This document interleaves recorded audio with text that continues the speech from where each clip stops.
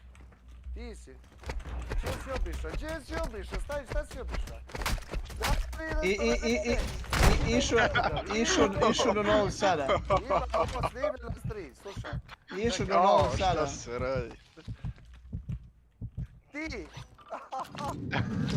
Ti!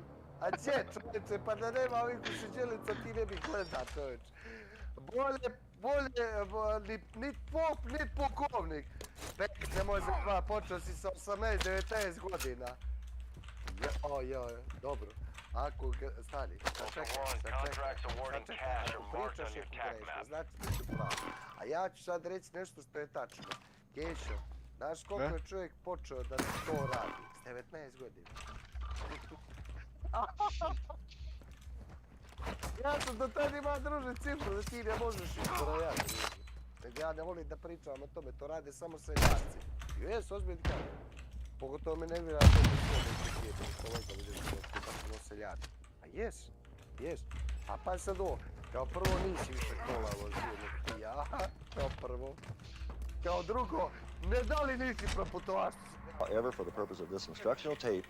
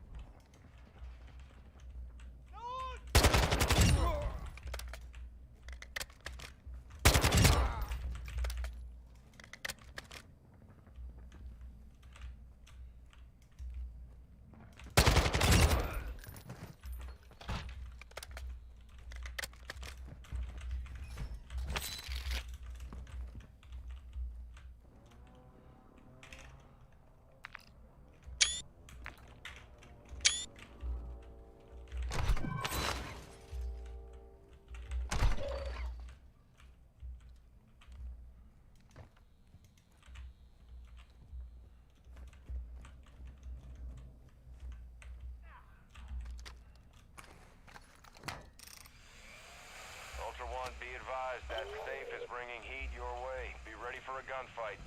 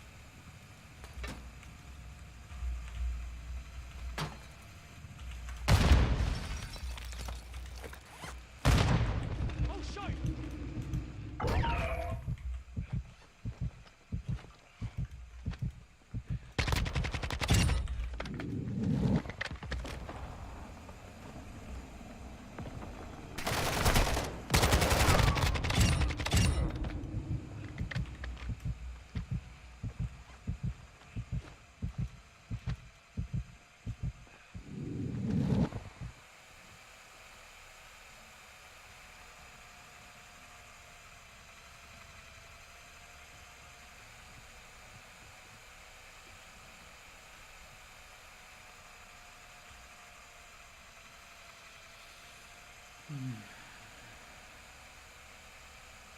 advised, the enemy attack helo is approaching your location.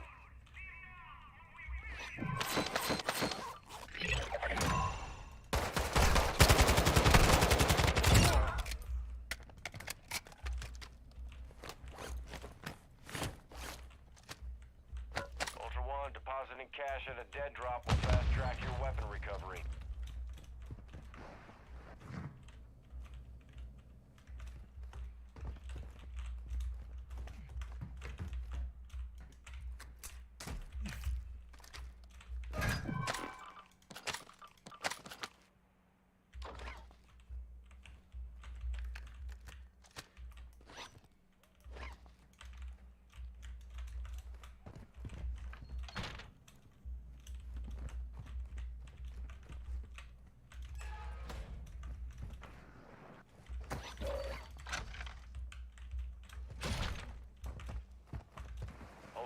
Activity has increased in the area. Keep your eyes open.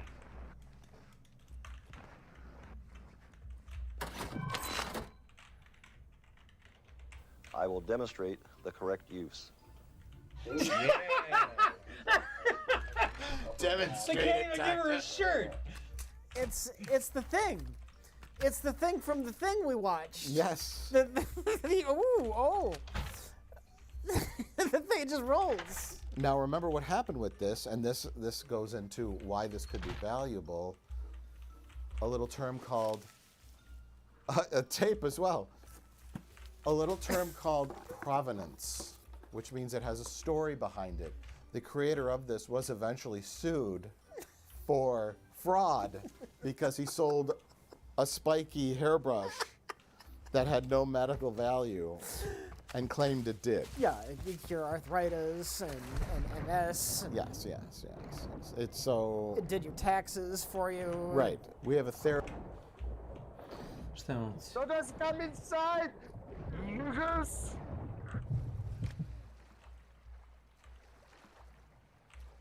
Nema veze, sad se ga isprovocira. Mubarak će gubiti sad samo ne da ego. Viđi, odoše.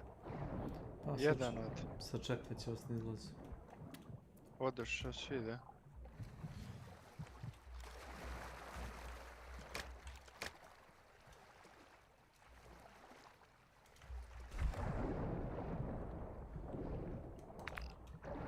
Idem, pokušavam da skinem jednog. Da ga malo zadržim. Ne, da ga isprovociram. Nema nikog. Ovi si ih vjerojatno skinuo.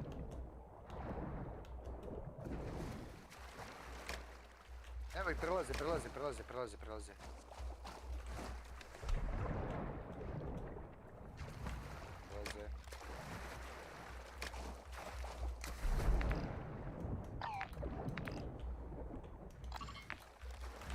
Gdje su ovi keši što su ih pobili? Ne znam. Ajmo tu da vidimo.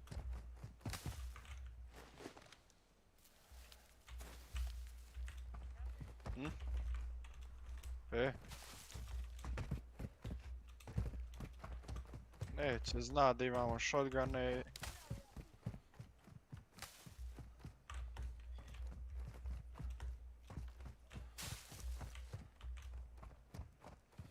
Ljude beka. Jesu li ubili koga keši? Ja nisam čuo. A nisam čuo, ali ne vidim one. Dajte meni, ja dedem nešto.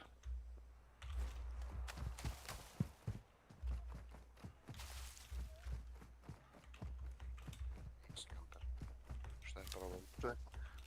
Čovjek te provalim, šta je sad problem? Svi ti 2.60 keša, on ne bi KD da izgubi, znaš? A da. Mene mi se ne čeka toliko. A zna da imam shotgun, pucao sam njega shotgunom i zna da ga čekam na shotgun i neće da upane. Hoće da nas neko čeka, ođe kešo, baš ta je. Bači sken, majke ti. Ma taj je izašao, taj što je pričao. Bači sken. Nema nikog.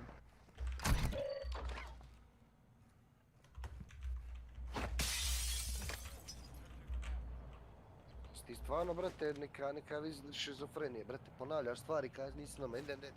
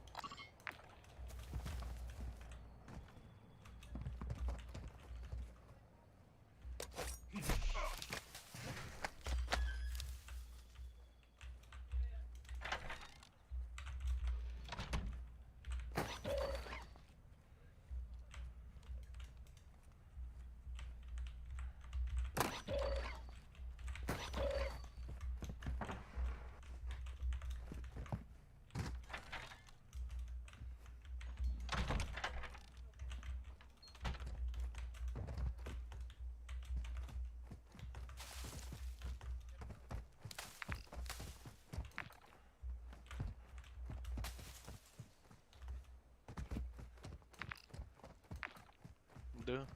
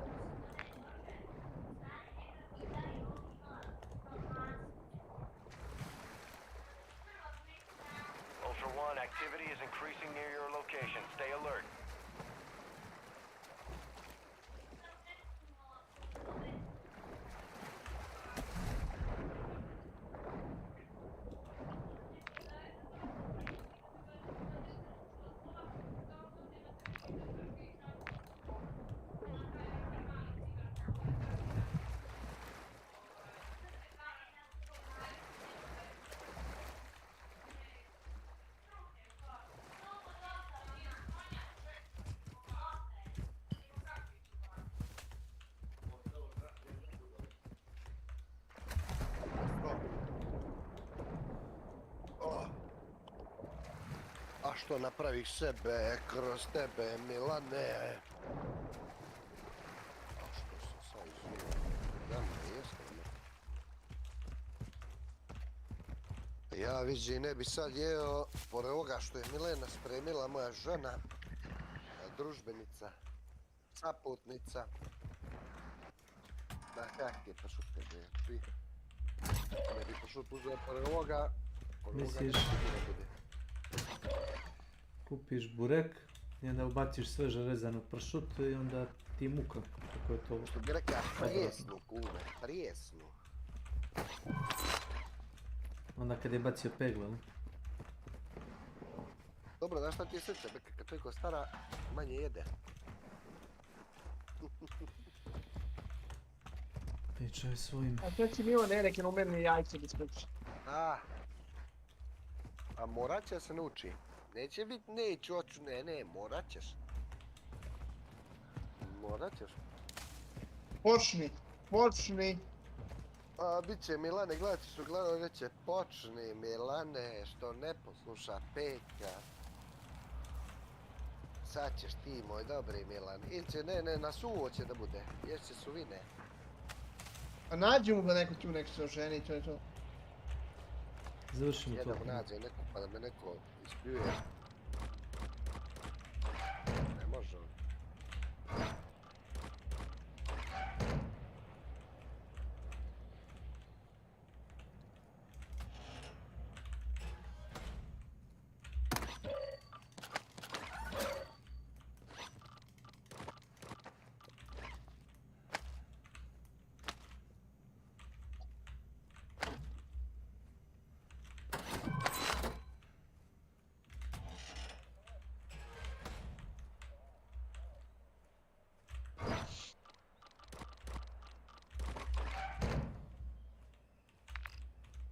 A ko ide preko sve s tobom? Stanete svi u kola ili kako?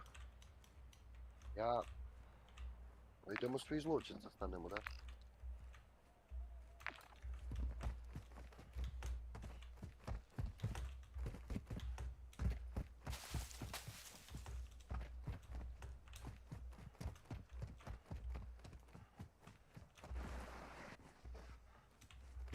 Ultra One, the enemy is on high alert. Proceed with caution.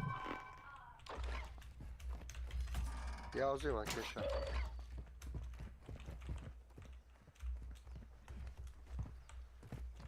Ajmo na manjeg.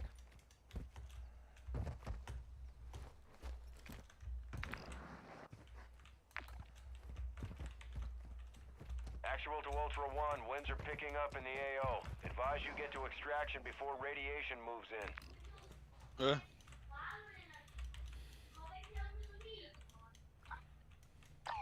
Nije mi ništa rekao. Da radi.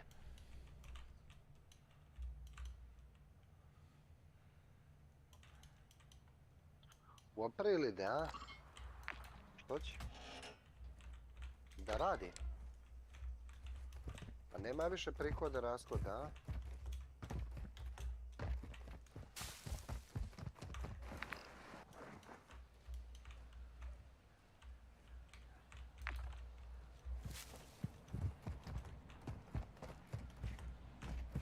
Kupa se malo iz banjaca. Jel se on isto čepuje? Pitat ću njega kako to radi.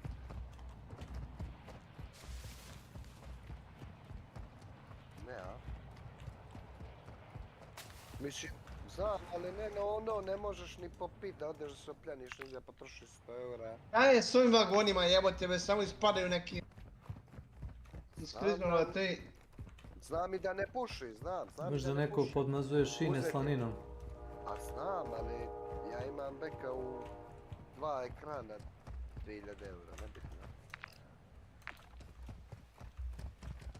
Imaš, da kažem ja. Misliš sujeva. Ljudi vam. Ljudi vidim. Imaš maksimalno 1,5 evra, Milane, nemoj se tripuješ. I kompjuter. A ne možeš kao Ela prodati. Bilo je, ali tvoja kartica je 67.1. Malo pre smo idao na BC Milku.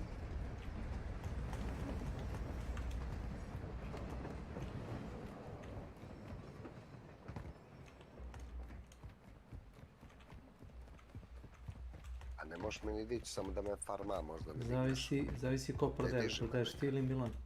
Ko prodaje groznice? Ko je prodavac? Ako je Milan.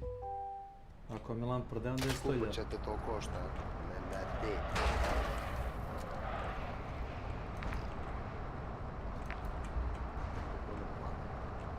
Mnogo sam uplatio, platio sam u 6-7 milijuna više. Da. Čega? Kako? Ti poznaješ istu osobu? Što ja?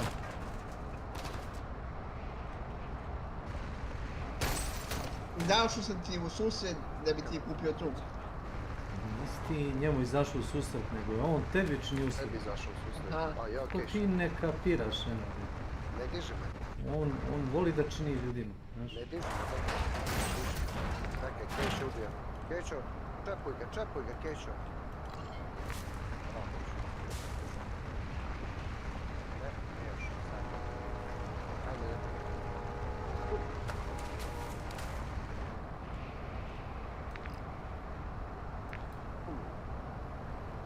Diži. Lijevo, vidio si ga lijevo, Kećo. Dolje naput. Evo ga tamo. Vidiš? Bravo, Kećo. Ajde, da pomoći.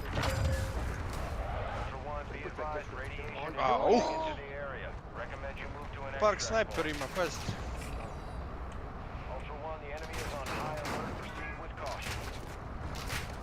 Jednoga, taj je završen, taj je skinut, to kasno je sad za sve. I nije kasno samo za pun gas pričanje, jedino je to nije kasno, se priča pun gas.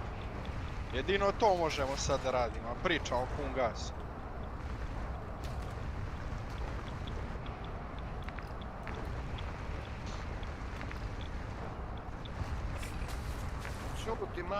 Evo, može li još da priča, vrate? Znači, ono, nevjerojatno koliko neurotičan ti. Ne mogu ga slušati više.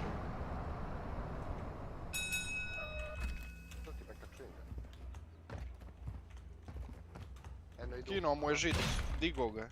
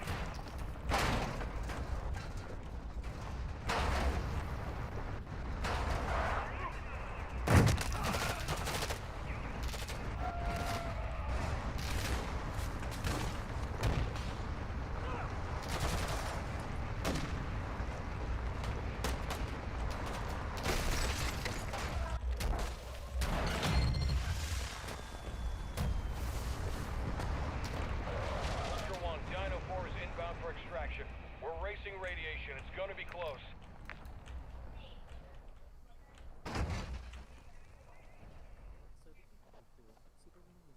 Bella, ciao. Abeo, ciao, ciao, ciao.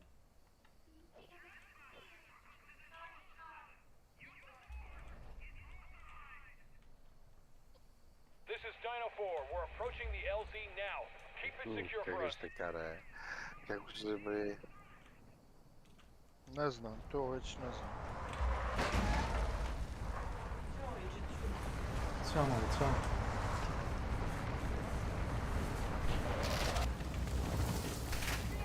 Ćao, desi.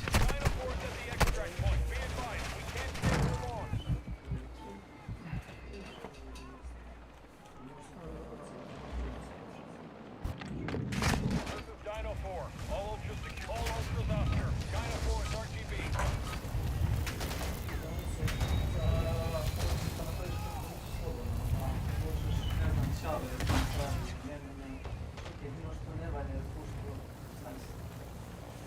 I ovdje isto možda ubačiš i ono ovako. Ma dobro, to je samo pokaže. Može da se diže gore ni dole, da se napravi ovdje. A može to da se skine da se pokuće. Viš da je zdrav. Ne fali ga ništa, samo... Ovo bi trebalo, evo ovako. No, to bi trebalo jedno i drugo. Da, ali tačno izmjeriš, vidi ovo, vidi. Viš ovdje je Šale, zlije. to da nas kolima. Ma, Simo će. Vidi. Mislim, nije ti hita. Viš tako se traži, izmjeriš, samo izmjeriš, znaš.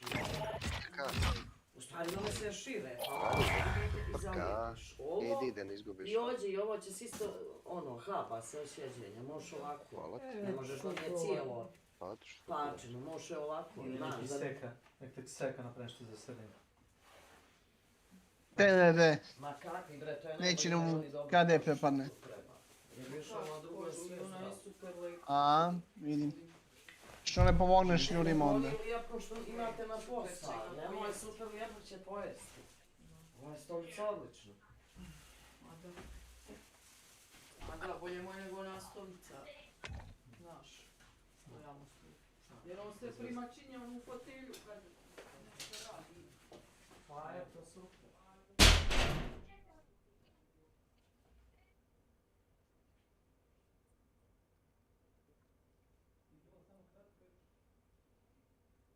Gledaj, ja tebe gledam na YouTube, čuč.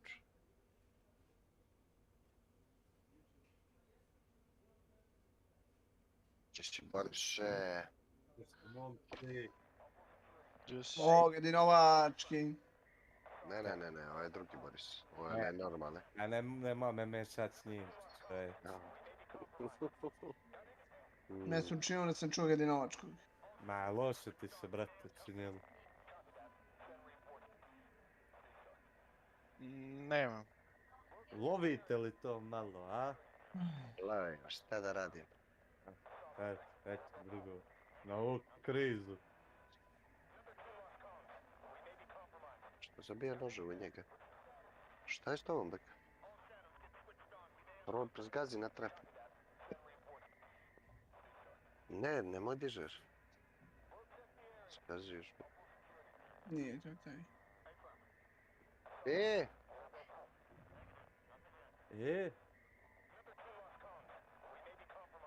Pa je mene kešu reće. Keš, ako imaš. Pare prije svega. Boris. Pale, Začarani ljude kvale. Brate, šta ćeš danas su ti pare sve, razumiješ? Provjerio sam li Jesu. repo. S velikom koncertinom A ne, nisu me trepali, da. Pravo si bek. Ne, klipao ću ovo. Su trepa, idi razvali to beka, idi šta si usta. Baš sam ala. Ne može vi. Ne može, jeli? Ne može, jeli.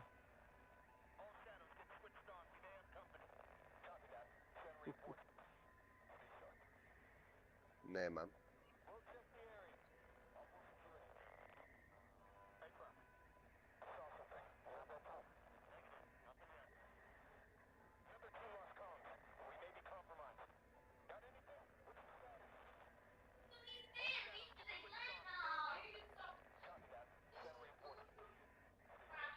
sam za to da im naplatim ovo mamicu.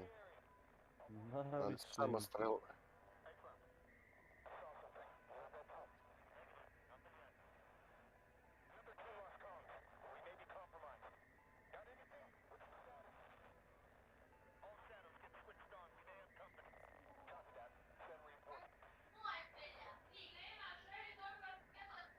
Neću da uživam, brate.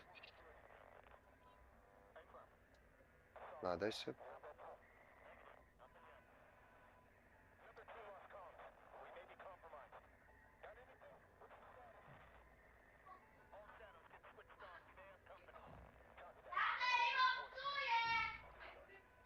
Aj, smirite se, djeco!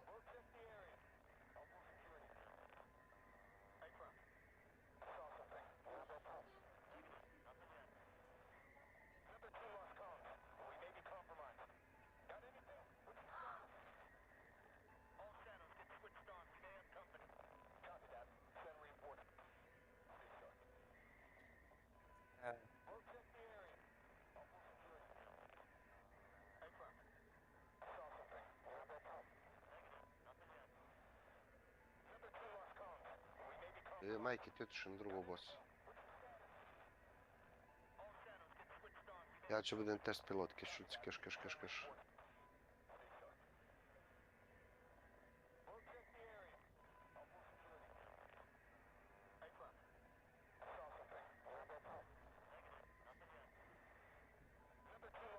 Šta ti ostavio samostrela, imao si šta? Ostavili su bounty. Ali sad će doći, stani, beka. Gdje će ono smanje health, možemo izaći, brate, na mozi dolje. Ajde ih dočekamo, Kešu, da im naplatimo ovo. Ja nemam žice, samo odmah vam kažem. Ovo ako uspijete sve da zatvorite, svaka vam čast.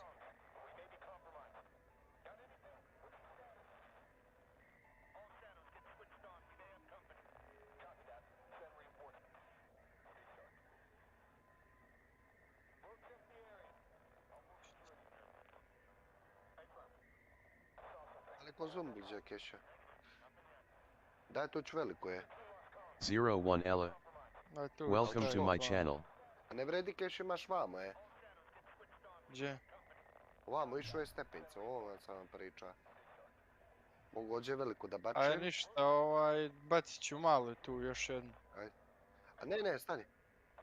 Zalijepi ti tu veliku, tuću veliku, Keša. Dođi vamo s malo, Keša, vamo. Pušti tu veliku, dođi. Čekaj, zašto bi ja to zagradio? Mogu ođe da zagradim.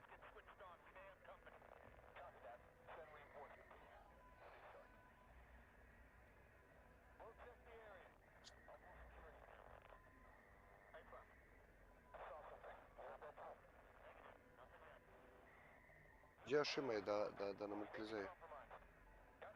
Imamo još kešulci, keš. Ođe.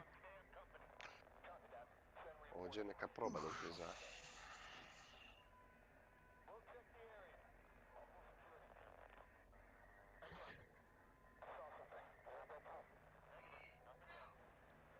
Pazi, doći ti taj sa spark snajperom unutra.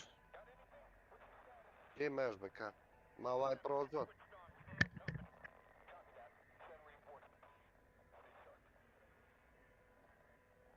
Gdje su ko zumbili, brate?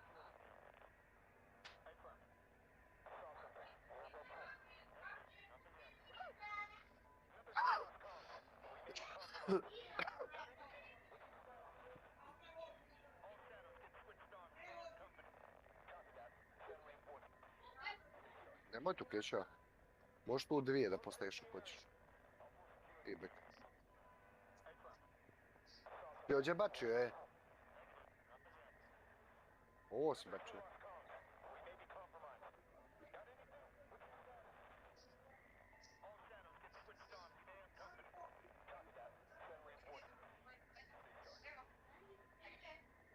Svale u žicu, ja ne mogu da vjerujem, brate.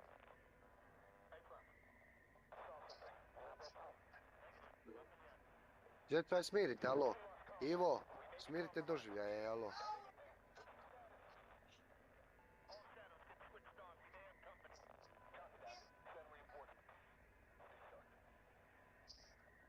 Baš polužno ponavljaš, a? si brkajuća. Tu si dva druže u fullu. A to su dva, jel? Briga me. To nije moj problem.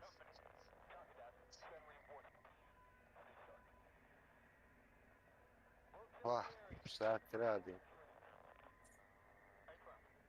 Izduši. Ajde tamo, makni se Ivo. Alo Ivo, nemoj da mi brgaju predite ovdje.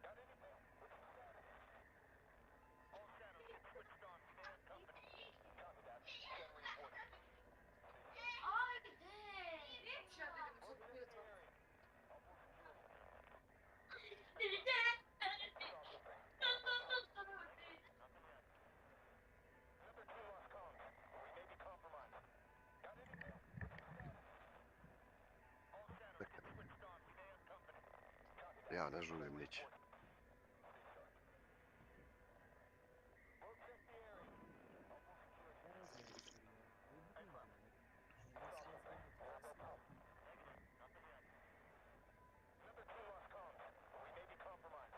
Kako vidiš, gledaj ovo, Milan. Pogledaj majke ti ovu ženu. Gledaj ti njoj facu, tačno se vidi, gledaj. Vidiš, ljudi koji vole mačke, vidi kako je poremećena faca. Vidiš ti to? Svima tima što vole mačke, facine deformisane. A svi, a da, pa to je to. Ja vidim ovu glavu, majke ti. To nešto. Ajde tamo, brate, ne rođeni.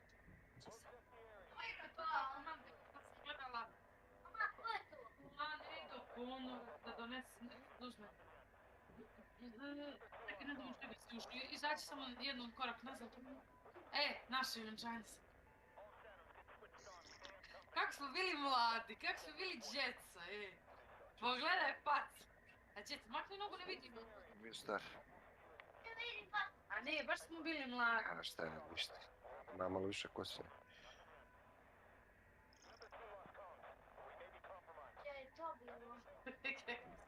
To kad sam bila trudna s Ivom. A što si držao ruku iza leđa, i dalje mi nije jasno. Kako se sad mjestimo mene? Kada kriješ, tako se sad.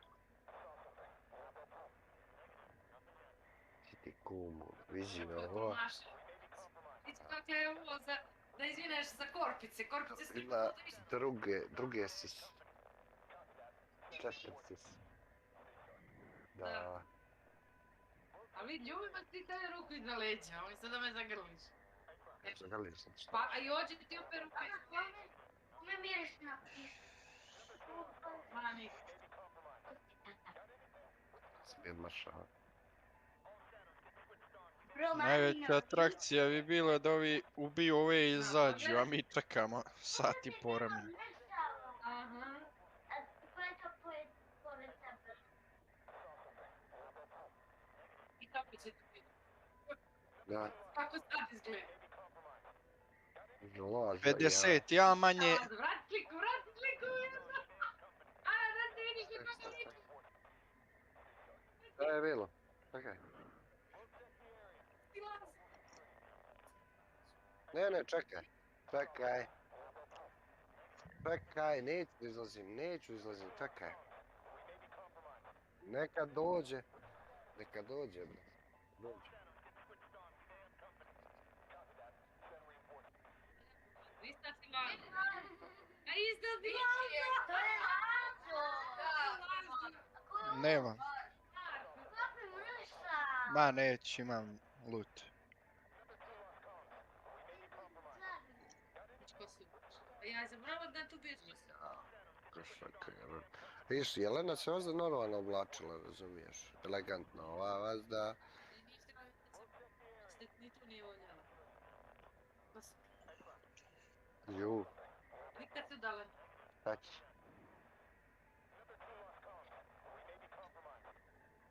Majko. Pa će vidim, babo. Ja, sve je to srušeno. Što li ga donijeli? Od pozadi demare se svatovima. Bože, kako lično stari meni. A ovo... Ne, ovo je Viko, ja rekao, drago. A? vidi, to je moj Bidermajer, sećaš se? Evo ih, vidi.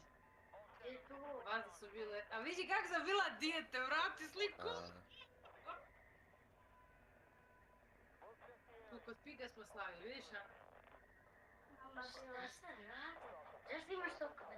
To je Iva. Pa tu je Iva bila. To je Iva. Kad je bila? Mami stroma. Vidiš kako si izgledali, ovako si izgledala. Evo si joj tu, viš, tu si tu. Wow.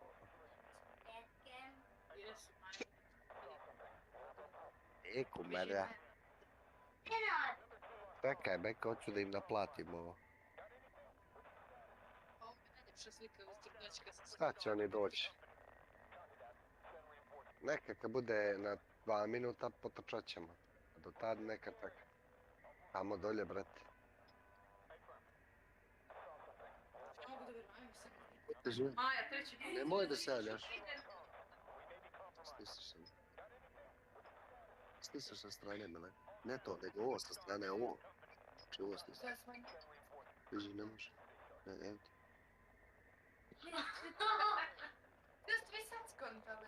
Ne. Ne, nisam. Ja sad skontali, aj pičite tamo, Tu ti vrate. Sad će doći po hladnicu.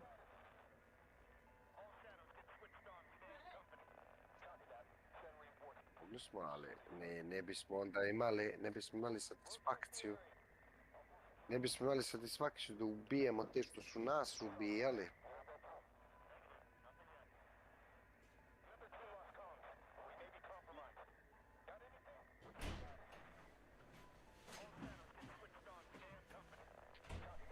Kasno.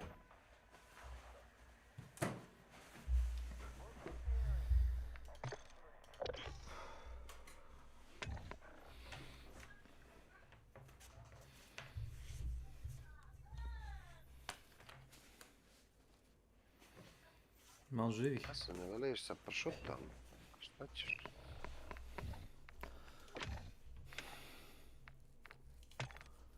Ne bih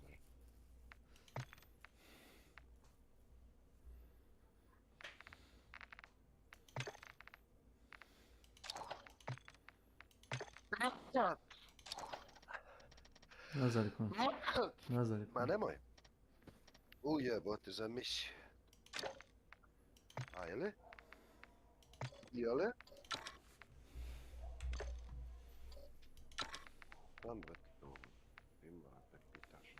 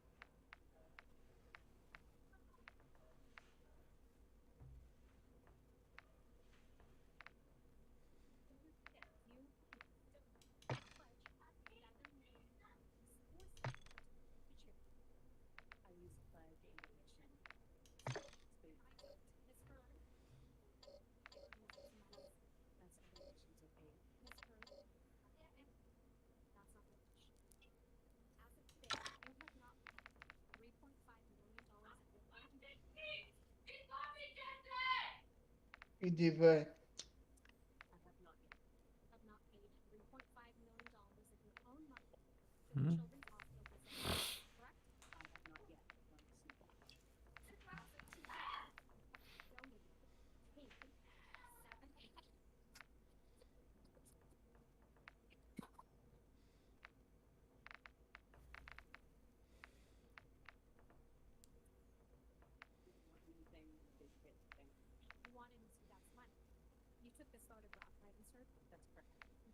As well. Yes. You also took this picture, right, Mr.? That's correct. I did. You seem to really like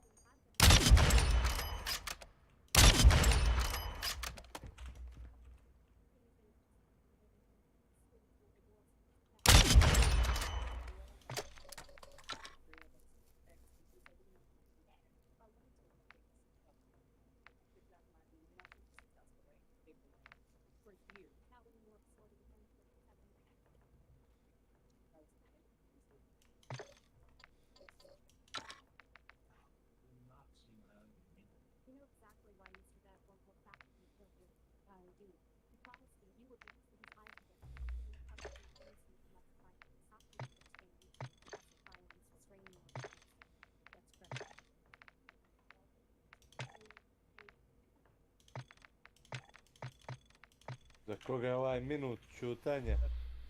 Za tebe. Su ga donijeli, pa evo za Znamo nas, vjerojatno, sad ćemo da ti vidjeti. ulaziš u sobu.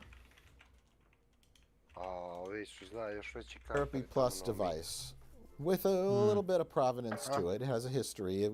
It's now illegal. I don't know, but it exists in its original packaging, never used. The shipping containers there, I'm assuming it is exceedingly rare. Now, is there a market for those who collect obscure, no longer useful, no longer sold, bizarre, fad medical products? I bet you there is. There Do you might remember the sauna suit? They melt it off by saunaing. Yes, sauna. The Swedish way to get rid of excess body water easily and simply. Just sweat it off. I remember the Hawaii chair. What's the Hawaii chair? Oh, that's a chair that had a thing that would spin you around when you sat on it. It had a rotating seat. Okay. And there's this brilliant infomercial where this lady's like trying to use she's trying to do office work while she's sitting in this chair, and it's obviously the most difficult thing in the world. Aj za to on sprema. Welcome to Al Mazrah. Explore, secure intel, and loot to gain access to new missions. Enemy threat is high, so expect contact. Pa gdje ti seste?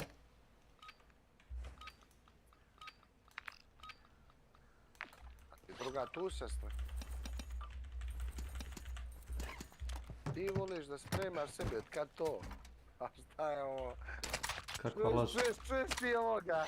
Aj jo, nemoj. Majde. Ne laži. Aj jo, Peko, aj jo. Ne valja. Ja čekam, ali slušaj, ja čekam, ali njegovo visočanstvo čeka. Ako je slavljenčanina, ti si druže razmaže, brate. Idu kurac. Šusno ljučak, ali ti znaš kuvat, ti znaš spremit, gdje ti znaš čeče. Ti znaš samo to kukuruz da ubačiš u vrelu vodu i to je to. Mušaku znaš napraviti, pa vidim pa ti uče želudac bijesta. Aj jo.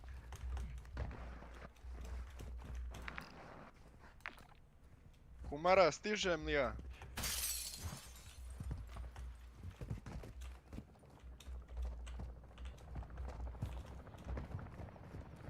Odakle tebi peko ta strela, šta je to? Pa šta si ima ti? Uzazio. Šta si ima ti? Mo si nagant, jel? Double barrel.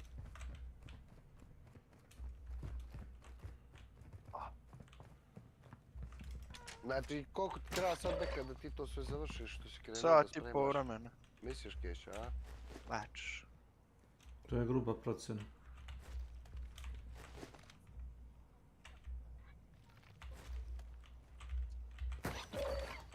I šta još spremaš? A, vrhunski spremaš u čaklama svakako. Bravo, ja recept nikad ne bi mogao napraviti. Niko nikad to nije napravio prije njega. Slušao? Dobro. I popri znaš da ispržiš. O jebo.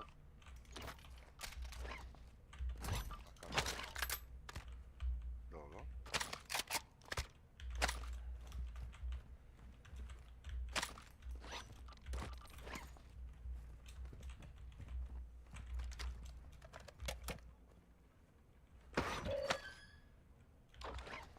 Tri stavi da zaokružiš. Slušaj ovo, Milane, probaj ovo.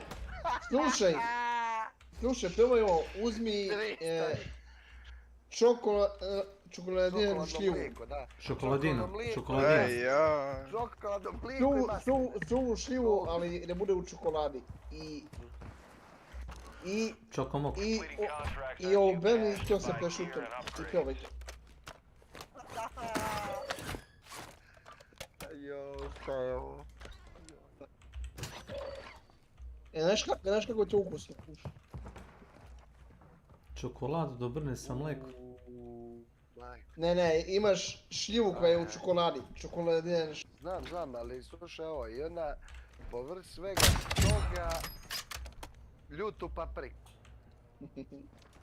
Znači uzmeš ovako, ljutu papriku i pršuto. Znači sve to uzmeš u blender, izblenduješ dobro, da ne moraš da žvačiš. Ajde, Dikiću. Ajde. Joj. Ne, nastavite, bez zebanci, ovo si u pravoj ne. Znači uzmeš šljive, te suve šljive, čokoladu i pršuto. I onda na kraju svega toga sladoled. Zajedno sa svim tim. Blenduješ to fino. Ultra One, activity has increased in the area. Keep your eyes open. Stiga mali neurod, otišao do WC. Neurod. Povratit ću. Ajde. A ne ode da jedeš, ne ode.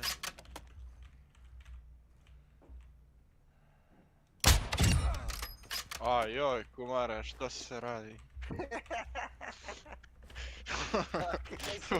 Uzmi tri zaokruži. Sve to je ništa si. Čuješ, Kešo? Slušaj, šta se ja spremio za večeru, Kešo? Slušaj ovo. Uzmeš te glojeva da kupiš u litru. Gledaj se ovo. Otvoriš, brate, sir, onaj kačkavalj, otvoriš njega i izrežeš na tanko salam. Na tanko salamu izrežeš. Ne ovako, ne krupno, ne valja. I povrh svega toga bačiš jednu čokoladu, brate. A znaš kako je to dobro, Kešo? I zaliješ sa kantom. Jel imaš malo majoneze, a znaš ti zaliješ s kantom piva. Ja to kad spremam, znaš kako bude, a moj kad mi spreme, to je katastrofa, Da. Srać odjela. Ne čujem ništa, Milane.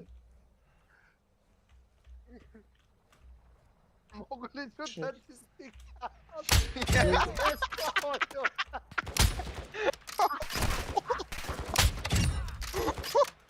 Imaš čokoladine šljive tamo. A šta radi te,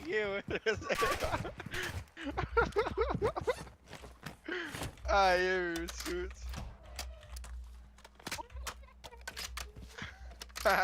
Slikaj, ja neće šolju šutra da vidiš ti to. Prste da poližeš. A mislim, ne već se šolje nego...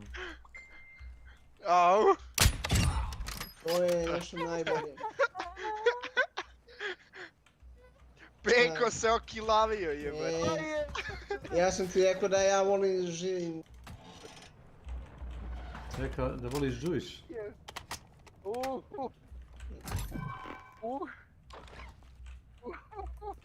Dobro. Da, odmotaš i polako jedeš. Uživaš u tome. I ako imaš malo vina domaćeg, da ne bude neko slatkasto. Da bude onako malo slatkasto. A slatko vino ti je onako malo cvenkasto. Mora klipujem otići, ovo je bilo. Too good, this is too good. Majko nije. Šta ti će napaliti? Šta se smiješ, Ivanović? Šta se smiješ? Neki je splačine tamo. Za povraćanje.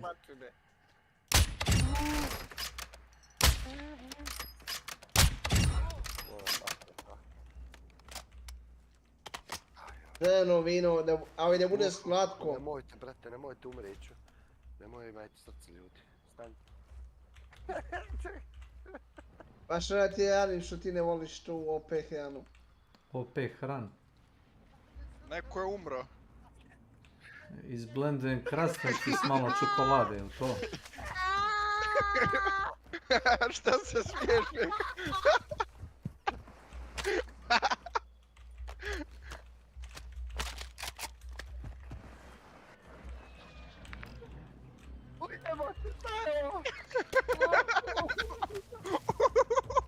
Čekaj, pa moram predikat, Skrojen perfekt. Kako je to dobro kječice, I ako imaš malo majoneze, a znaš ti kješ kako ja, a slušaj, ja to kad spremam, a sad gubi davno i ti spremam. Kaži mi ono. Zrači.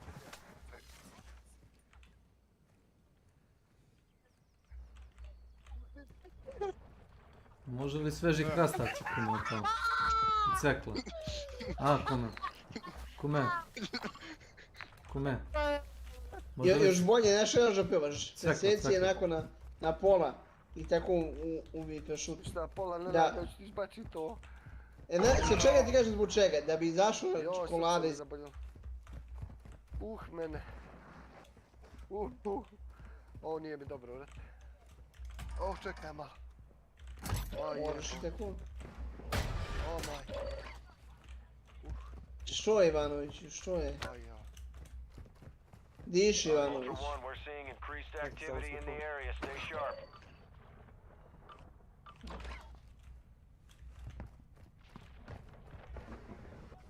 Zna nešto šta je dobro, šta valja. Pa dobar i seks s muškarcima ne bi probao. Znaš, možda je za žene dobar, ne bi probao.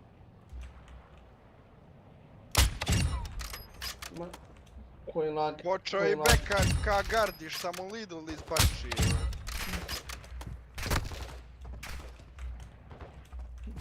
Sad ima neki... Ima ovo, kako se zove... Ono japansko, Japanska alkica. Tak je. Jo. Moj Milane.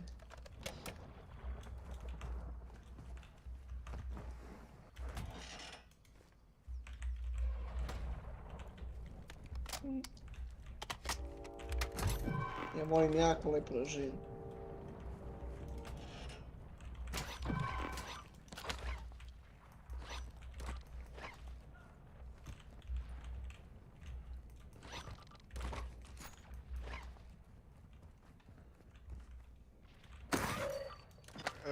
Peculiarism. Welcome to my channel. Ono što Lidl izbači. Nije to izbačija Lidl, to sam ja. Pazi, još evo imaš... Imaš ovaj dalmatinski pršut. Ja šutra ploču čekam je vi. Ne. Para se za kolje prase, da se časti prostitutka i tako to, a Milan?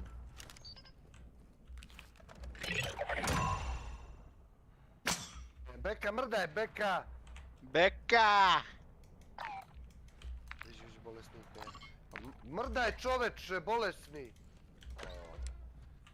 Beko, aj vamo, beli je boss, ubio se. Evo, dolazim. Pogledat ću na čas je. Ako je to skočilo, stani, ako je to skočilo, to će skakat opet. Ne mora da stanjaš u jednu. Najbolje da probaš. Najbolje da jedeš ovako kako jeste. Random, a? Imam ja to, da. A gdje je Milana i pošalješ to? Pa to je problem, imaš ju neko kodove, ne znam, vidjet ćemo, ajde. Ti smo izgubio telefon. Ali ja mislim da je to... I sad će da bude ovaj... Šta to, Beka, šta kupuješ?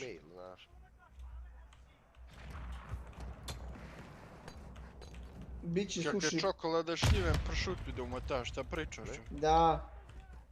Ko te puca, šta pričaš? Majke, ček. Aj ne! A daj, brate, jao! Beka, moguće, Beka. A pogledat ću, ajde. Aj, evo. Gađem ga sa 70, šta pričaš? Milane, evo, 26. treba da bude suši. Sushi box treba da bude 26. Kako si umro, Beka, nije mi jasno. Mada znaš šta je suši? Evo na nade. Treba da one na Beka! Kako ste me nasmijali ti, Nenad? Nećeš on. Neka hvala. Neka.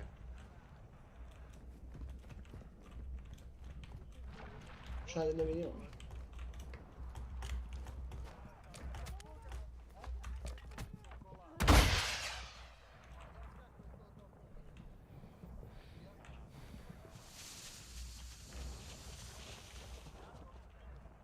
A no, ovo je... Neko ima šuljeve, dok je ovo izbačiva iz sebe. Ovo je vjerovatno ovaj... Doveđi steak.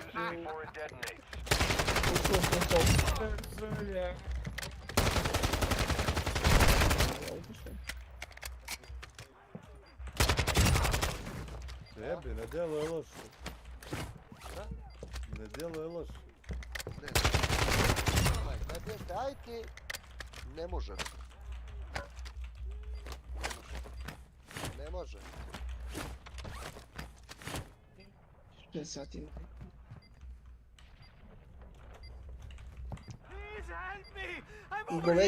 Goveđe repovi su jako lepi. A sjajni su.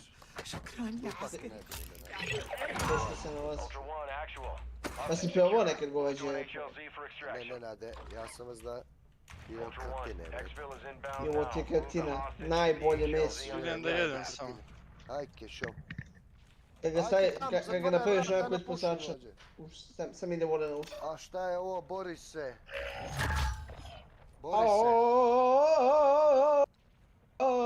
Iliću. Si pogledao ovaj snimak što sam klipao? Moguće, Milane, moguće. A, brate, mili. Čuo sam to je prvi put. Ja? Ne treba. Ako traži dozvol. Šta kažeš? Ako traži dozvolu, mogu li ti slikat? Meni je to. Da. Da uslikavajte šolj. Što si izašao, Bek? Što si izašao? Da ne trošiš resurse, ajde. Aj polako.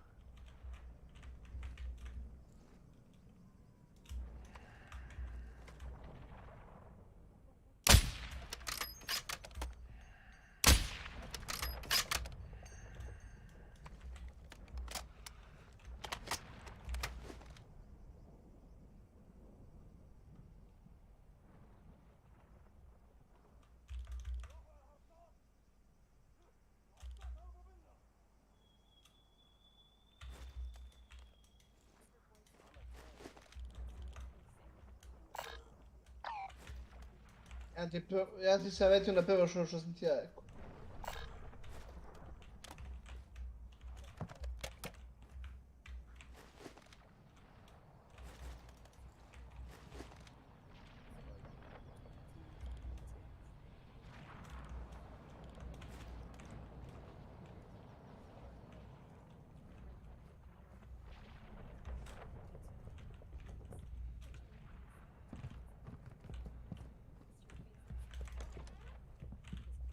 Gdje ti je sreće, gdje ti je zdravlje bez pale?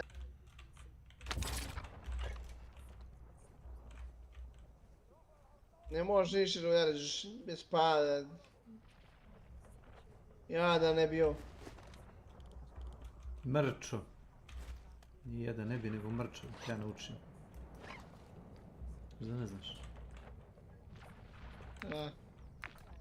Ne znači mu pale ništa. Daj ih meni. Meni znači sve.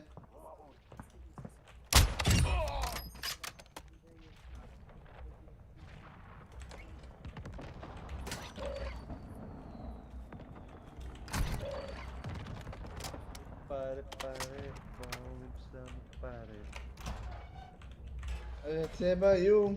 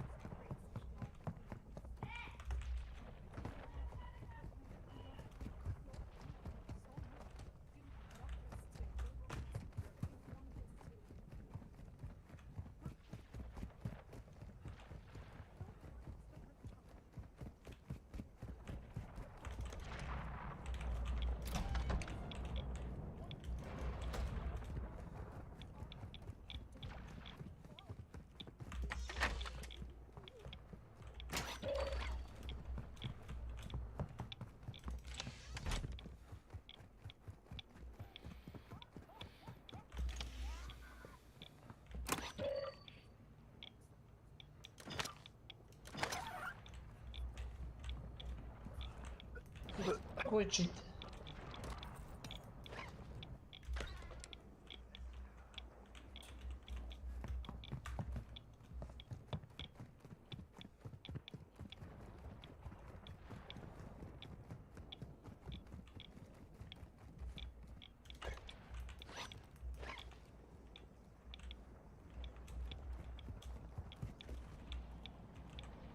Ultra One, actual. Advise you equip your gas mask in this area, but keep your time on target limited.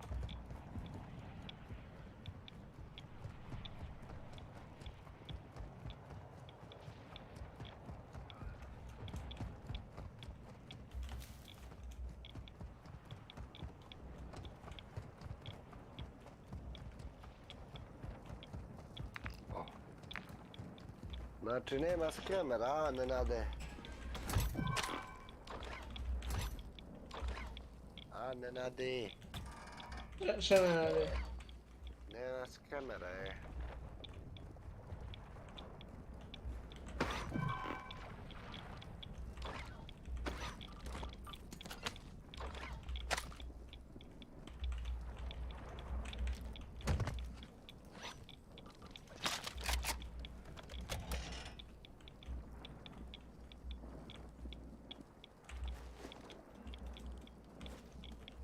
Nije ladno, idem do WC.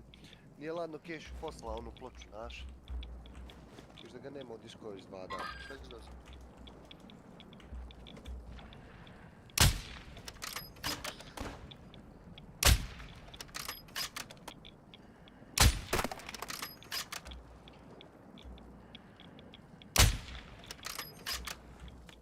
Ultra One, be advised, winds are picking up. Move to an extraction point.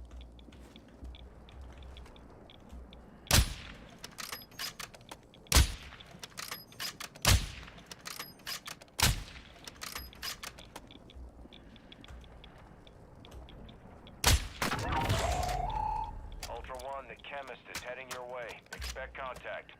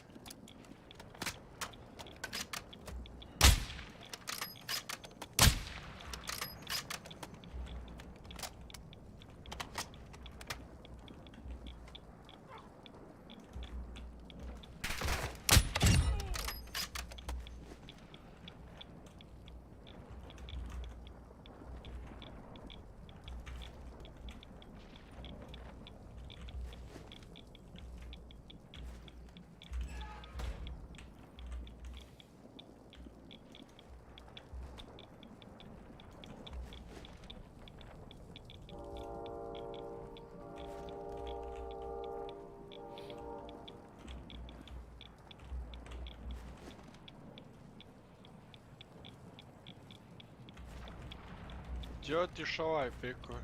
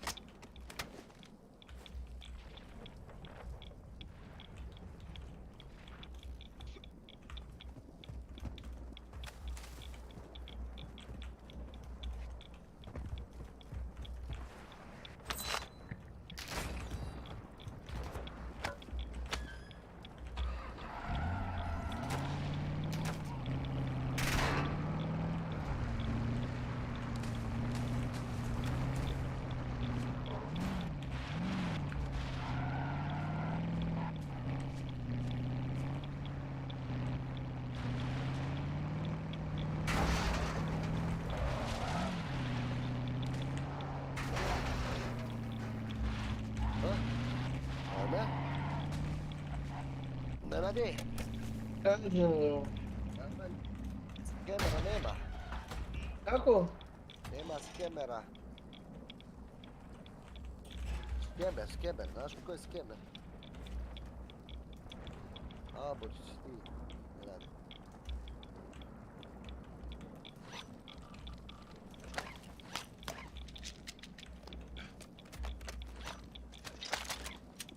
Pogledaj ovu stranicu, Borise. Možda ti se svidi. Tu Borisče. Koji? Boris. Boris, naš lovčinački. Aj pošalji. Da vidi.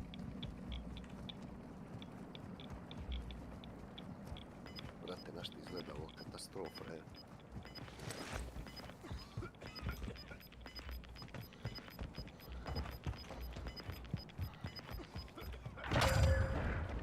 Ultra One, actual. High winds are pushing in radiation. Start moving to an extract point.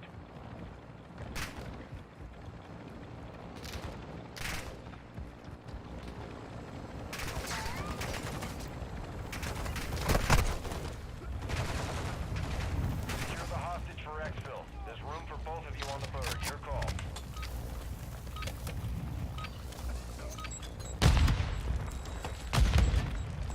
Ultra One, hostage secure. Payment authorized. Well done.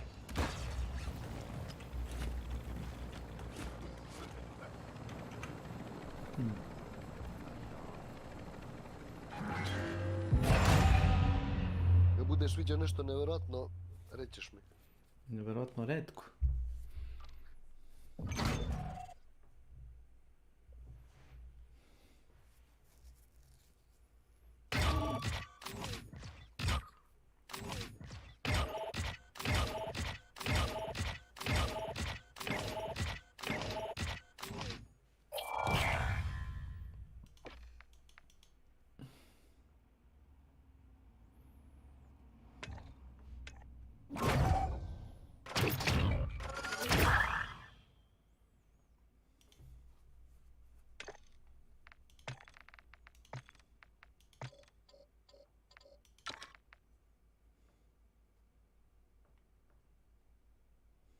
Viđao, Boris?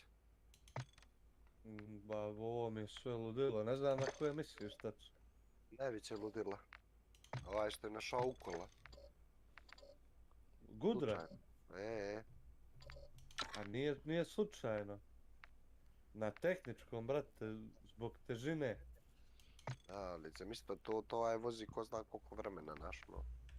Vjerojatno je kupio takav auto, ono, naš. Moguće. Ma možda je šverc neki, možda kad se zna. Pa stvari nije, kurac, ako je tehnički... Ne bi ga ti vozio na tehnički druže sa kokainom, jebot. Pa da. Ko zna? Ono, ako ti nije dosadno u životu. Ko zna? Želiš uzbuđenje? Pa moglo bi se i tako reći.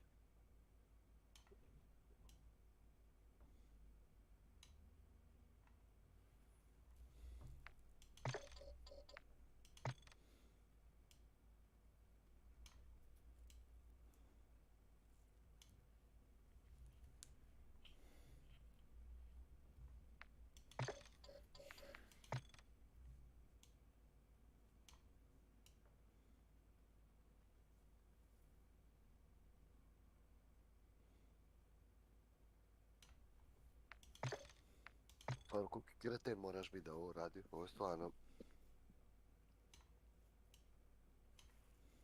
Ova ti je stranica baš za to najbolja. Jebate, polomio je kućište menjača. Looking for fun _ master. Welcome to my channel. Gdje otišao ovaj peku? Otišao je da slika WC šolju Nenadu da pokažeš. Na što liči? A jesi pogledaj snimak i tako se vrišta, znači sutra neću glasa imat. Majko. Uzi čega se vrišta? YouTube? Pa Nenad i Beka su se našli zajedno da se ono... Da dječavaju? Čojkeju, da se povlađuju i kao pršuta, suve šljive, čokolada... Suve šljive, sve se... Hey guys, welcome to a new episode of Just Rolled In. The owner of this vehicle called these mobile mechanics as their engine on the car runs rough. Čovjek je sipao ulje za kuvanje u auto. Dobro, nećemo dalje gledati. Ne to za ulje za kuvanje. Gore iznad snimak, vidiš? A ne vidim ja, to je blokirano. Gore. Sve te toksične stvari su blokirane. Nisu toksične. A jesu, vrlo toksične. Nije ovo. Češ, opiguje, možeš li mi slikati ovo? Kad te ja reka da ti slika WC šolju. Ne, WC šolju. Opitali mi slike ovo. Ne. Ja sam prebačio na to da ti slika WC šolju kad pojede ta govna. Kako se to sve zbučka u želudac. Majko. Ja ti to ne voliš.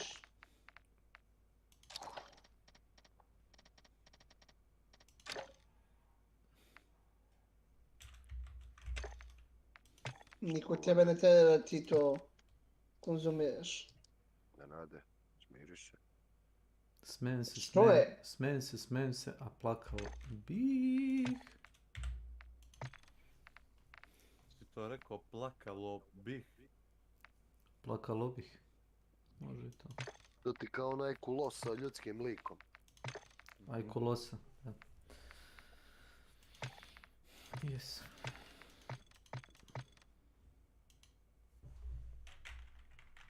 But it's a commercial. She has to act like it's great. Oh! I can really feel this working. Hawaiian chair while answering phones, using the computer, balancing books, or filing paperwork. There's another factor to rarity. Yeah. It's rarity relative to the amount of people who give a shit about it too. Because like, you talk about the roller matron here, the Therapy Plus, like the three of us are the only people who give a shit about the Therapy Plus. Yeah. So financially, this isn't going to be worth that much because we're the only persons who would care. Now, none of us are claiming to be experts in collecting, even though technically we're collectors ourselves. We own 3 gremlin puppets, random props from Star Trek The Next Generation, Back to the Future, and even a baby Bink from Baby's Day Out. Oh my god! Yes. We also own actual autographed props used in the Froggy Fresh music videos. Remember Froggy Fresh? Item number 6 on my list is on lock. Gotta get that super hot John Cena lunchbox. Then there are things that are near and dear to us that we framed and preserved. Our wall of autographs, for example. Some are made out to us personally. Some just signed pictures of celebrities that we like. We saved a page from a shooting script that was doodled on by Macaulay Culkin, and we have an original drawing sent to us by Justin Roiland. We also have props from... Ima.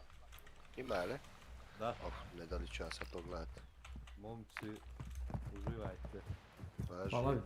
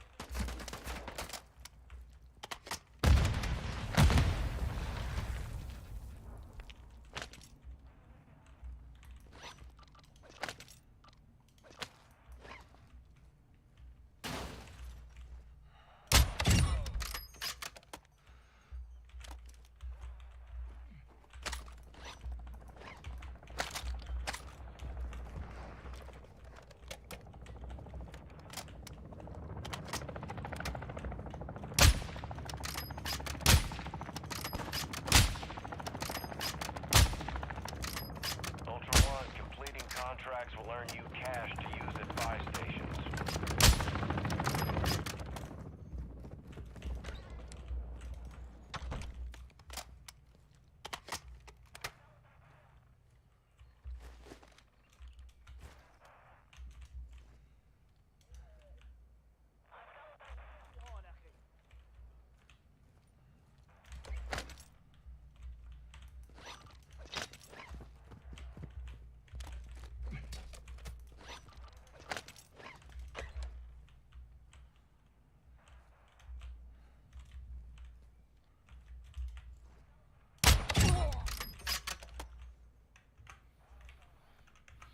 Šta bi? Mir Boži Hristos se radi.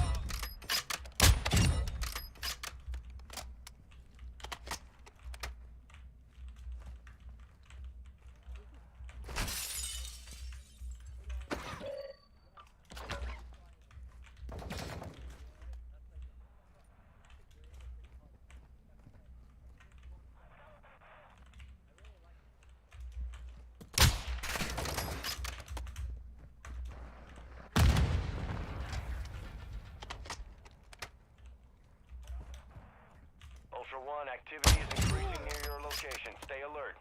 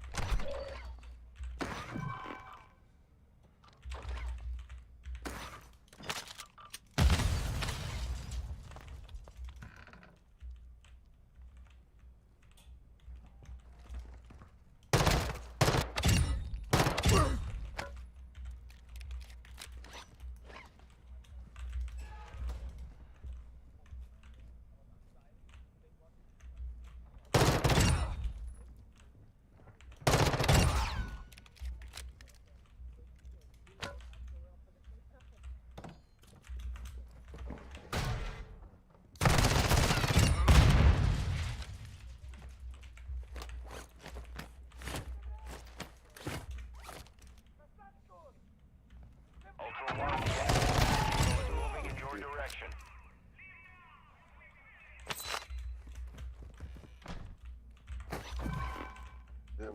Last of Us.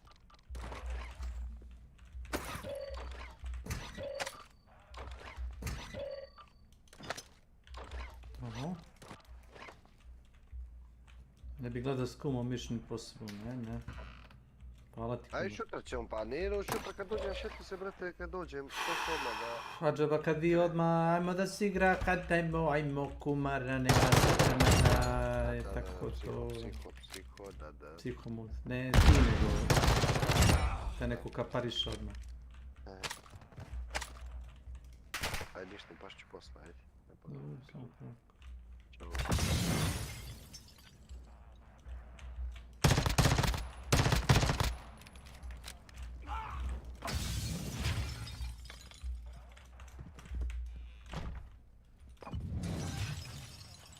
Ultra One, we're seeing increased activity in the area. Stay sharp.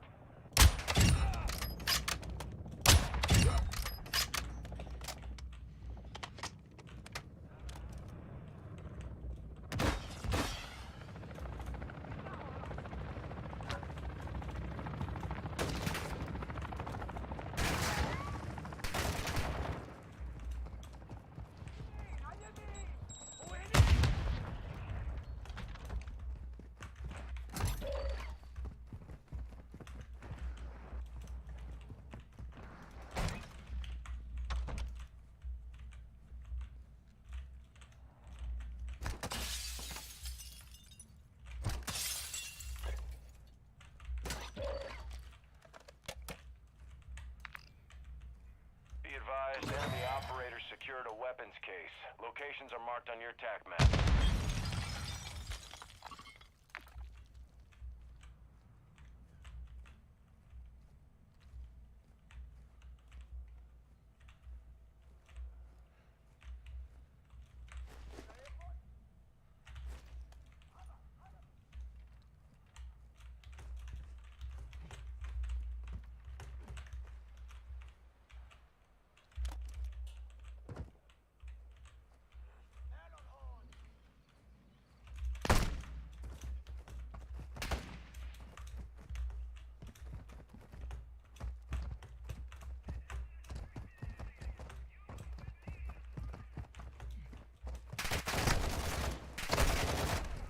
Da se igra ili je?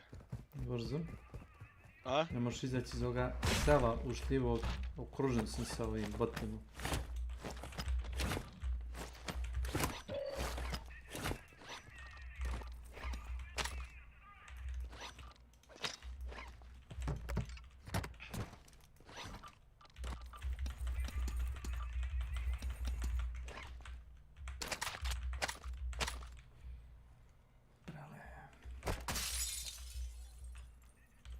Pokušavam da nađem način da izađem na dvije noge iz ovoga mjesta. Teško. Kako ja krenem, tako mi puca iznad glave. Zdravo drugari, šta radite? Zdravo, zdravo. Gdje sam ovdje? Šta je eno?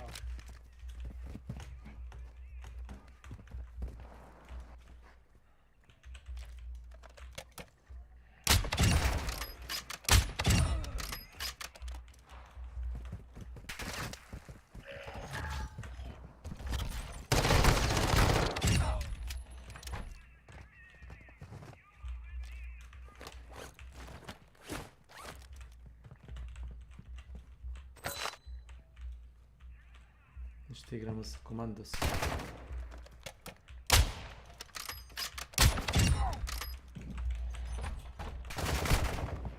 Majku ti spalim. Ne gore.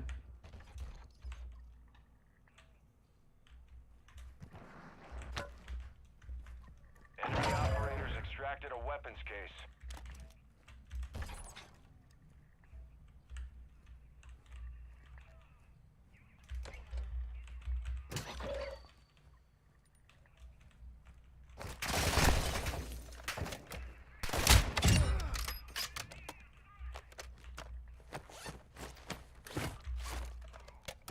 Ultra One, activity is increasing near your location. Stay alert.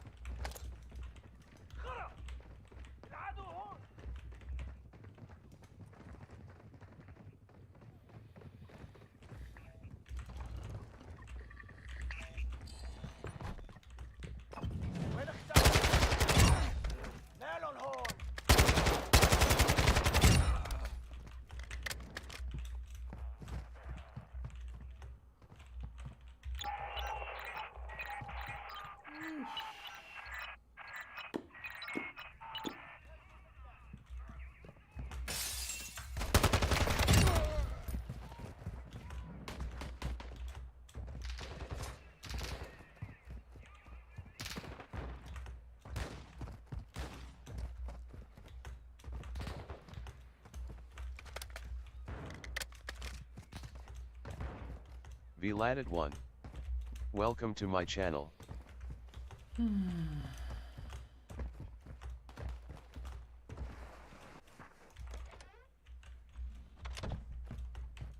Dobrodošli kumovi.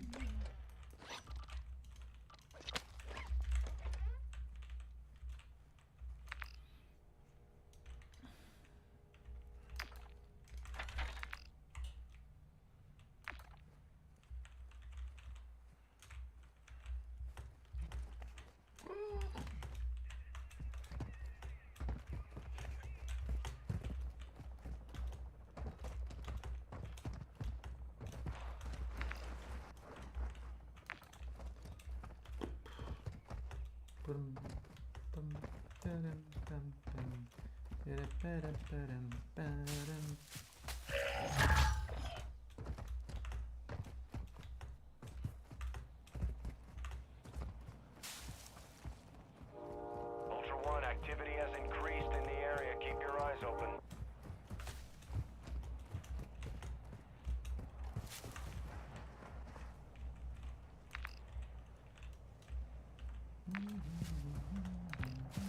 Ultra One, the enemy is on high alert. Proceed with caution.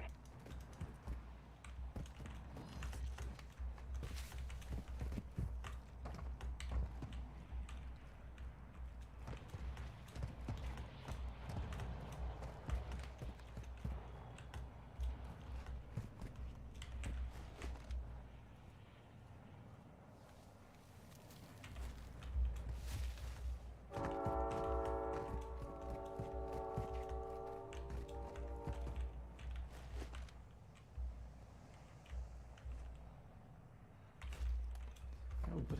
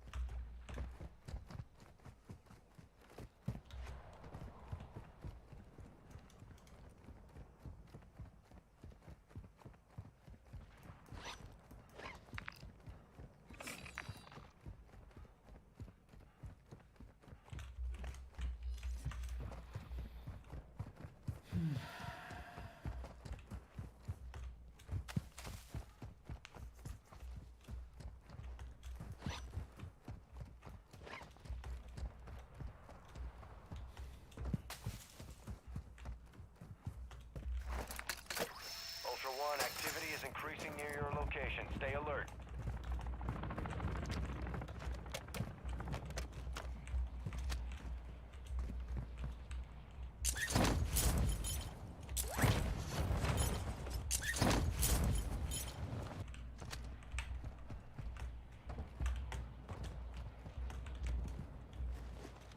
Ultra One, the enemy is on high alert. Proceed with caution. Ultra One, activity has increased in the area. Keep your eyes open.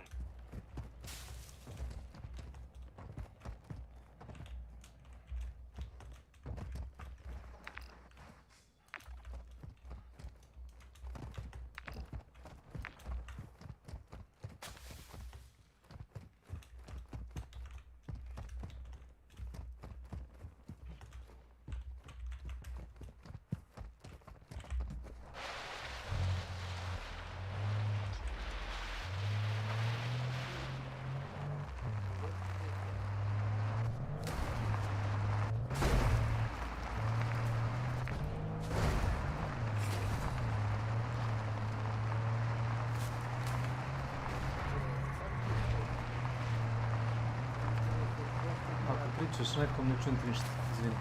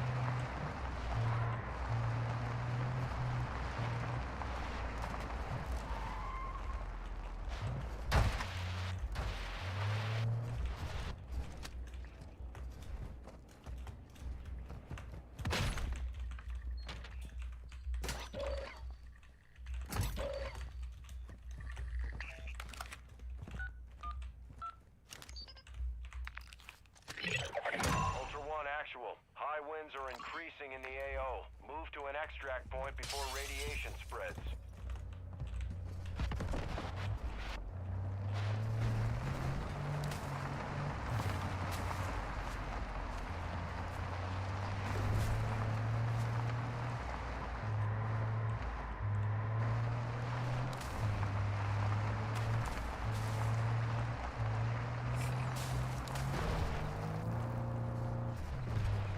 Ultra One, be advised you are approaching the hostage location now. Expect contact.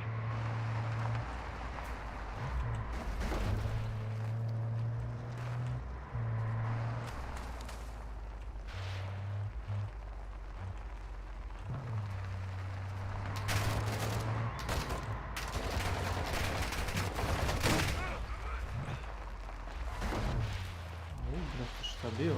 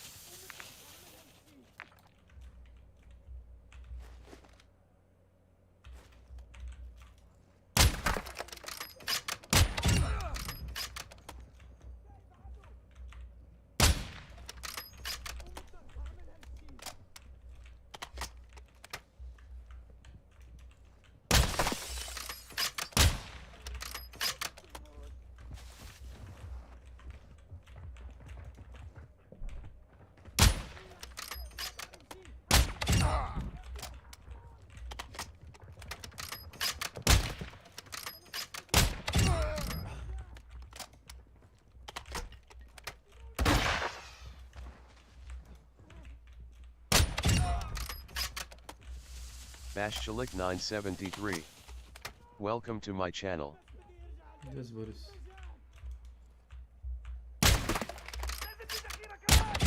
Čovjek pomislit će mu glavu otkinut kad ga podi metak od snajpera. Špac.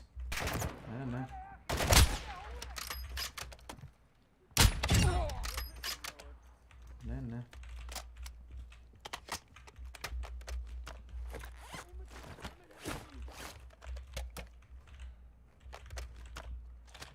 Ultra One, be advised. Explosives, you need to disarm them now.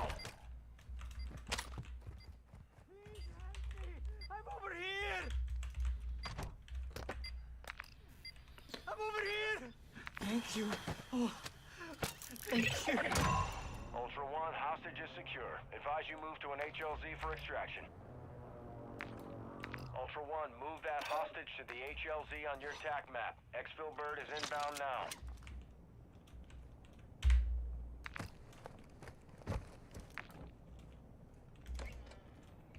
Gdje si baš čovječ?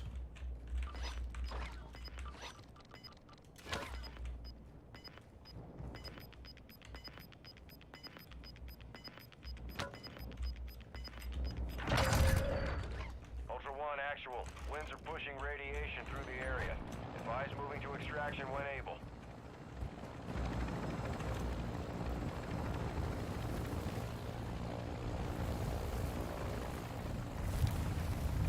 Get the hostage on the bird. Your call if you want to exfil with them.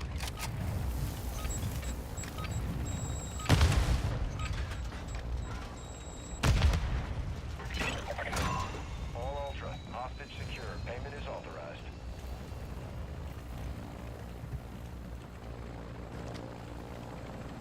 Ultra One, you're on an exfil streak. Stay safe. Hvala, niste trebali. Joj.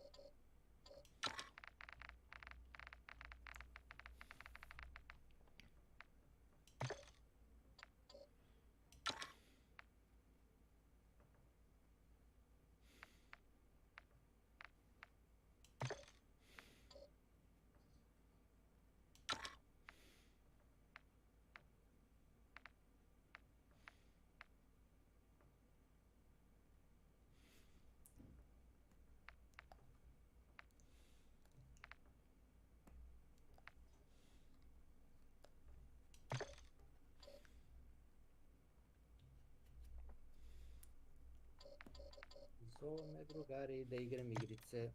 Lepo sa njihove strane što su me se setili. Fino. Na dan zahvalnosti.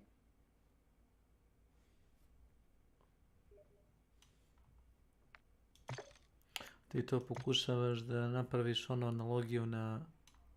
Da, baš tako. Ako me se sete, sete. Jeste, ako me se sete, sete.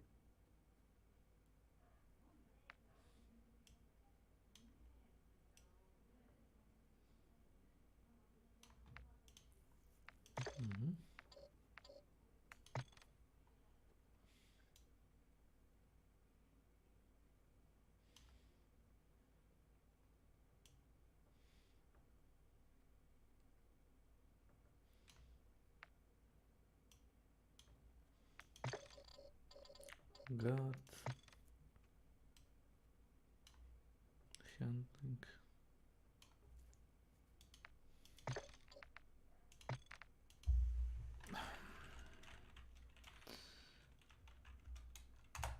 Snake.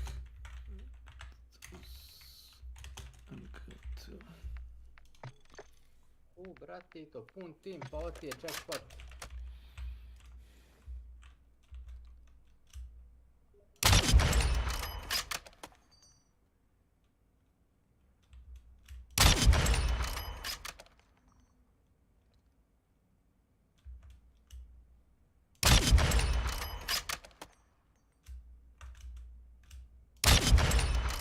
Nego da li je bio da li je Takimir bio ovdje, a?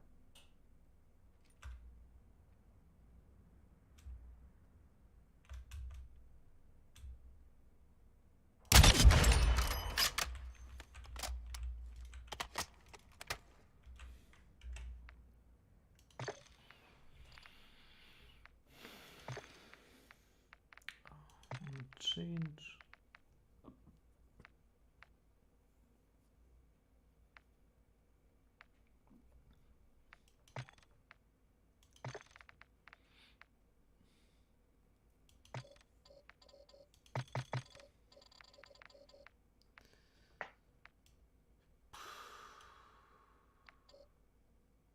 Level 2, level 9, level 5.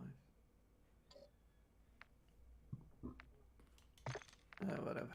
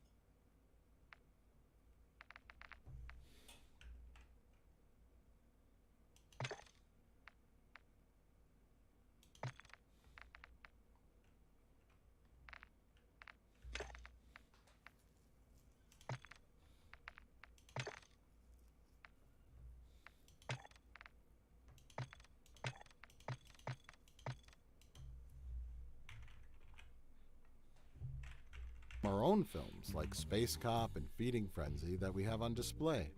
And last but not least, the framed original Dick the Birthday Boy Polaroid photo. Literally one of a kind. We collect these things simply because we like to. The value to us is sentimental. They aren't investments, and we're not betting that any of it is going to go up in value, nor do we have plans to resell them. Will some of it be worth something someday? Maybe, but that part isn't important to us. It's a hobby, like collecting bottle caps, just way more expensive and embarrassing. There's things that are mass-produced, like baseball cards, comic books, stamps, where either they're thrown in the garbage or there's one left of this kind. Superman was, 5 Superman comics exist in the world, blah, blah, blah. Rarity. But then there's like one-of-a-kind objects that are valuable because of their association to either a famous person or a famous event. Like I always see those auctions where it's like the Sotheby's is auctioning off a letter from John Lennon to Paul McCartney, a handwritten letter. August 12th, 1972. Paul, it's me, John. I hate your guts. You still owe me that money. You still owe me that money. Open access to missions and targets. Expect resistance from local forces and watch for other operators in the AO.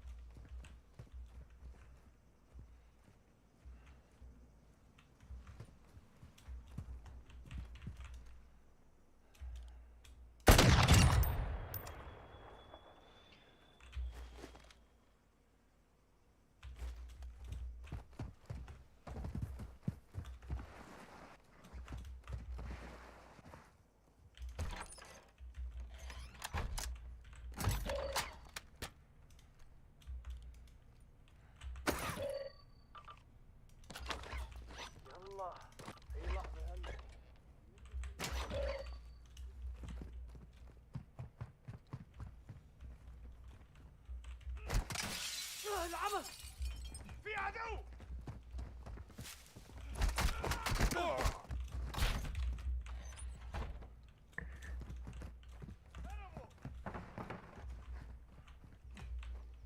Ultra One, completing contracts earns you cash to use at buy stations for gear and upgrades.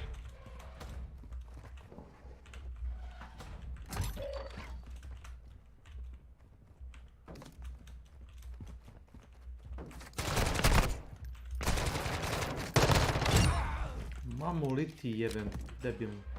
Ultra One, activity is increasing near your location. Stay alert.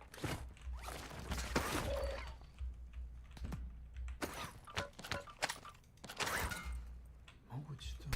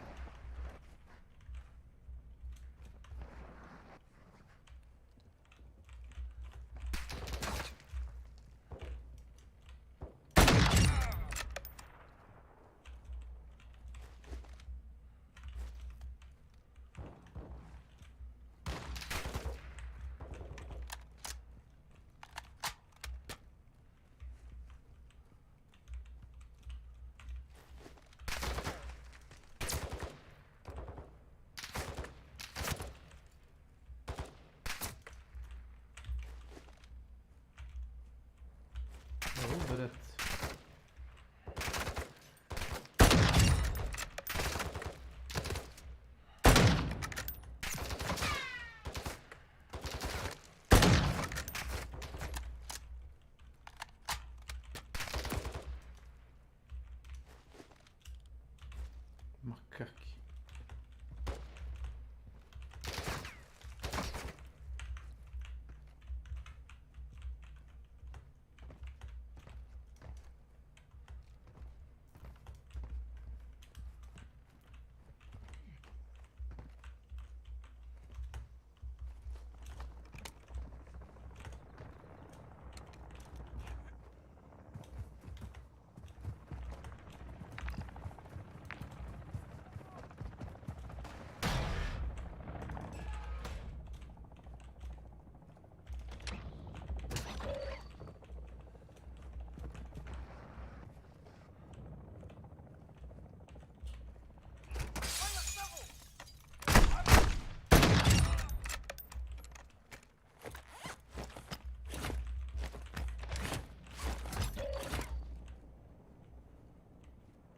Ultra One, activity has increased in the area. Keep your eyes open.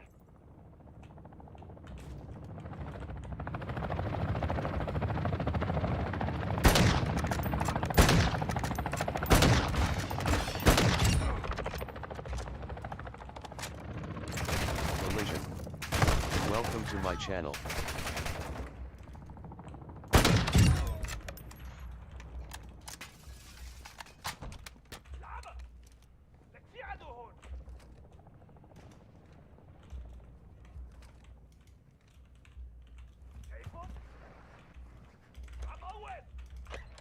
Dobar dan.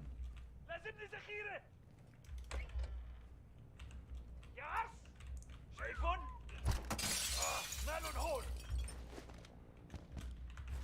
هنن هونيك وين راحوا هدول؟ العمى هربوا يلا روح فقدوا حواليكم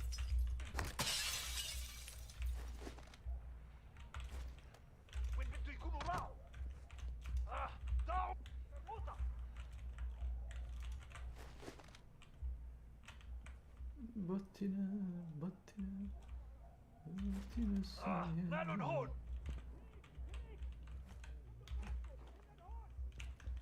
أكرتي فقدوا حواليكم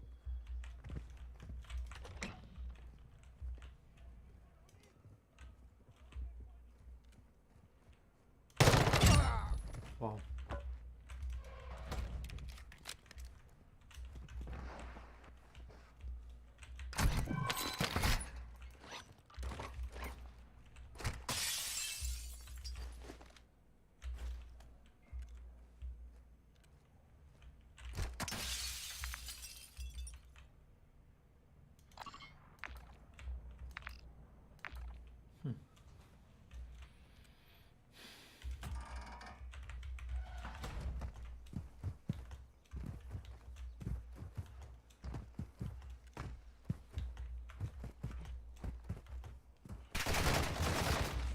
Pičku mater.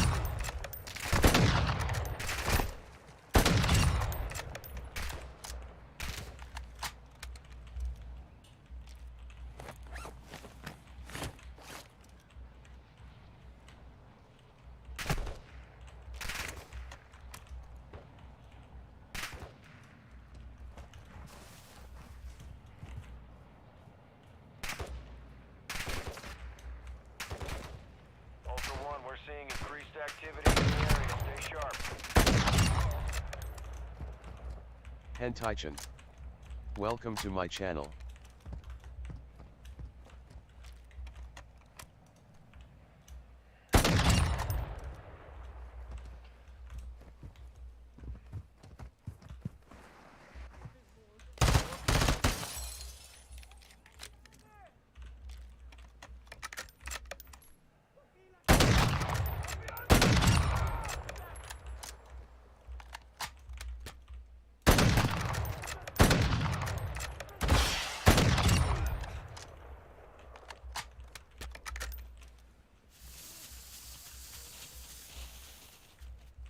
Ali ste vi tihi, sunce vam pojavio. Ćeš da pevamo nešto? Sam baš tako dobar. Dobiti mut, dobiti mut! Pičku materinu.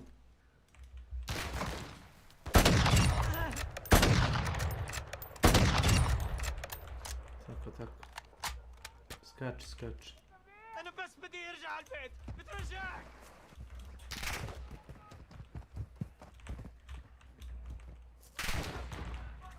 Dobro.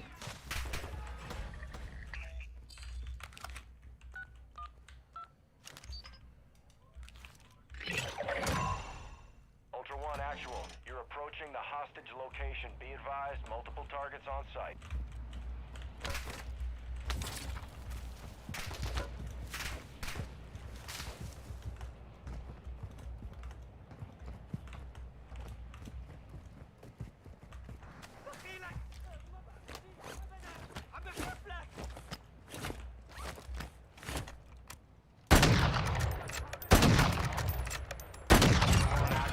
Enemy UAV is in the airspace.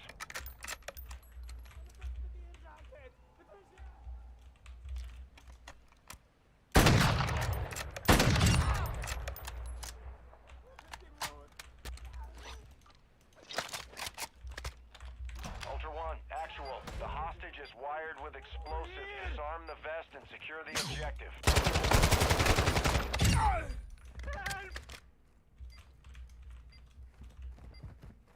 Help me! Please! Thank you. I thought I was going to die. Ultra One, explosives disarmed. Proceed to an extract point with the hostage. Ultra One, exfil helo is inbound. Get that hostage to the designated LZ.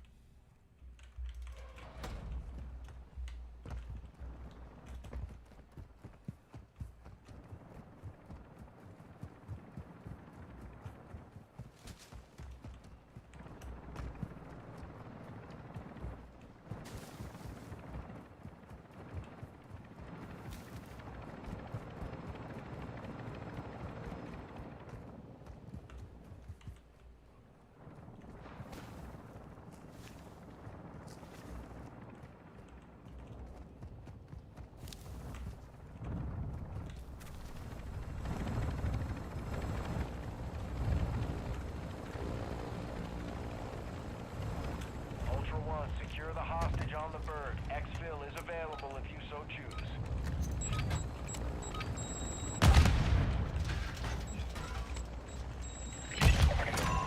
Ultra One, Exfil is RTB with the hostage. Processing payment now.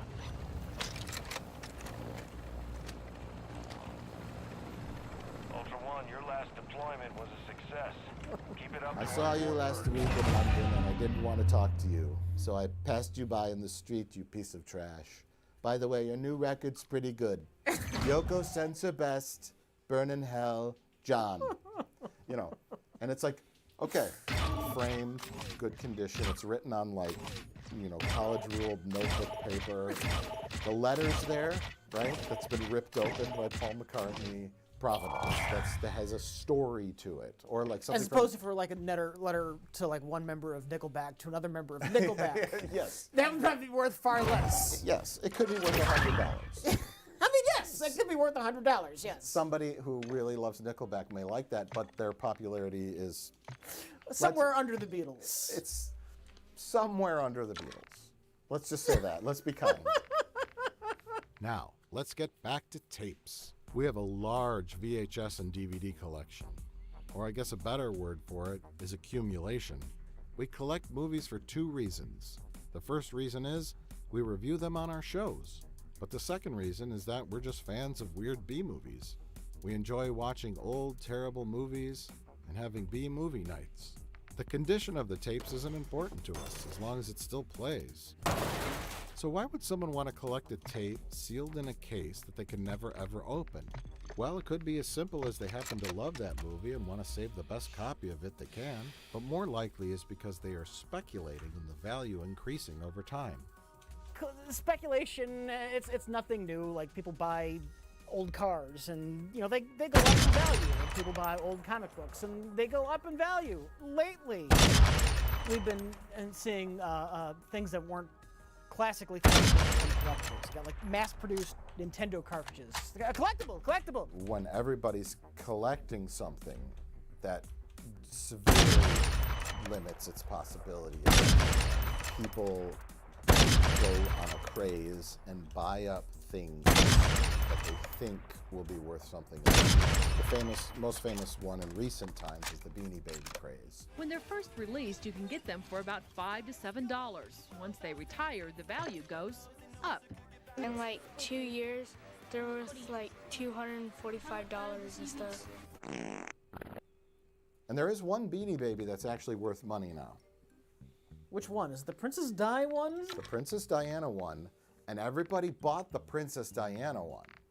How did it become worth money then? Because that's usually the Achilles heel of the speculator market. Everyone buys it thinking it'll be worth something, but everyone bought it and there's too many. Here's the stupid reason why. Yeah? Because when they started making them, they made a very small amount of them with a certain kind of pellet inside that made it heavier. Uh-huh. And then they stopped it and said, let's fill it with these softer, lighter pellets that make them ship less, cost to ship less. So if you find a Princess Diana purple Beanie Baby with the different kind of stuffing in it, then it's worth it. So how does one sell a VHS tape that they dug out of a box in their basement? First of all, it would need to be professionally graded and authenticated. This is a service that can cost upwards of $100 a tape. Which is not a new concept. They've been doing that with a lot of things. But my question is this. Who the fuck is an expert on VHS tapes? Because they can't rate the tape. The grading companies don't determine the value. No, but condition is one of the ways that people who bid on these things determine value. Yes. And that's where the experts come in, because there's always experts. The thing is, though, if you have a sealed copy of Back to the Future and you just put it up on eBay and say, then people will say, well, what's the condition grading? I don't know. Look at the pictures and guess yourself. It plays great. Well, I can't. I'm not an expert. Yeah. Did you have it professionally graded? No. Well, you should have it professionally graded, then put it on eBay so we could see what the condition is officially. If you're gonna be speculating, that's a useful tool. Yes, exactly. It gives some kind of validity to what is generally a scam. If you're going to be a parasite trying to enrich yourself off of garbage you found in a dumpster, it's a very useful tool. It's like when there is a system in place, you can trust the system. It's like the government. You can always trust the government. The tax code, right? It's there. It's there.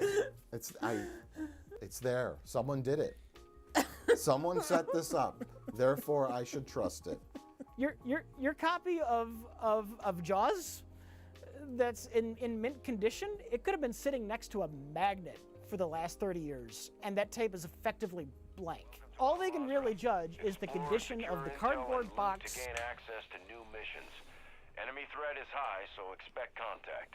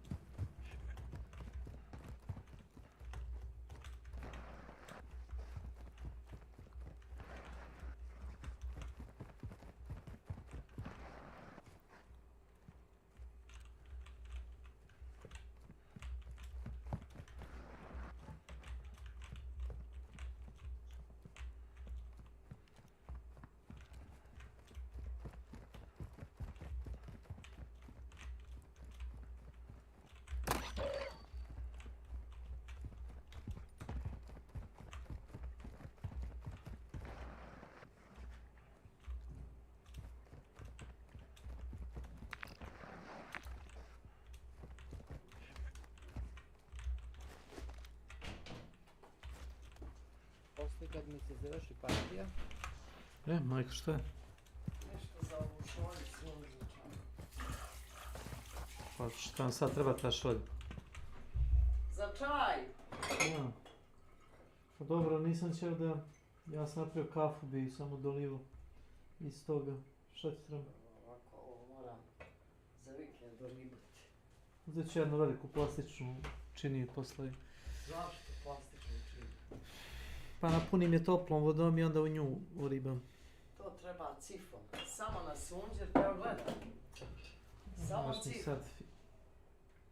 Evo da vidiš. Znam. Nikakva činija. Evo, sad šićite. Gledaj. Kako se teško pogledaj. žena. Dobro, de. U redu, vidim. Samo se nasuvo istrlja i onda se ispere. Evo, pogledaj. Znači, nikakve činije. Ima gore u špajz, ako ti treba, čitavi cif. Znači, novi. Imaš na sudoperu cif. Dobro. Hvala.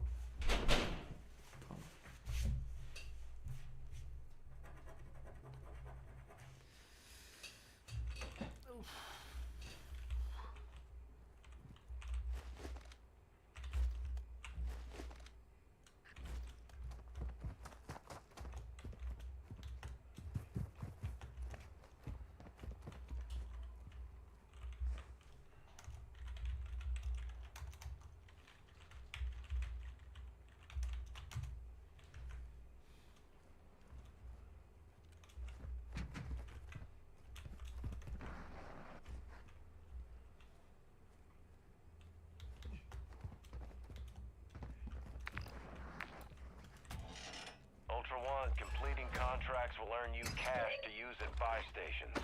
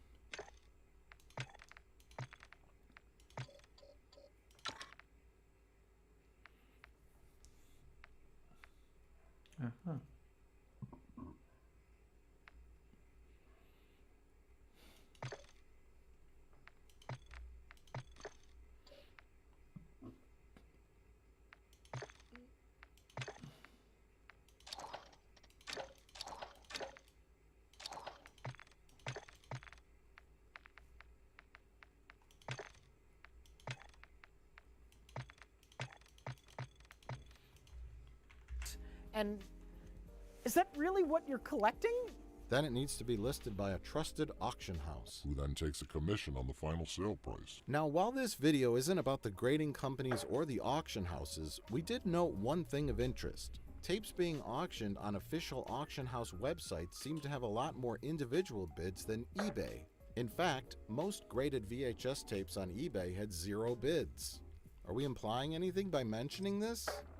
Not at all! You're trying to get a bunch of money easy. What you do is you go to the flea market, you grab every sealed copy you find of like Jurassic Park and Titanic, and then you have your friend, my opinion, my personal opinion, your friend starts the company who grades the tapes, and you hey friend, here's my copy of Jurassic Park. It's in great condition, isn't it? Oh yeah. Yeah, friend, my grading company says that's 9.0. I'm gonna hand it to my other friend who works at the auction house. And oh look, it's now worth $100,000. This video, however, is not about the credibility of grading companies or the auction houses. There are plenty of other videos on the internet about that if that's your interest. No, we're more fascinated by what makes something valuable.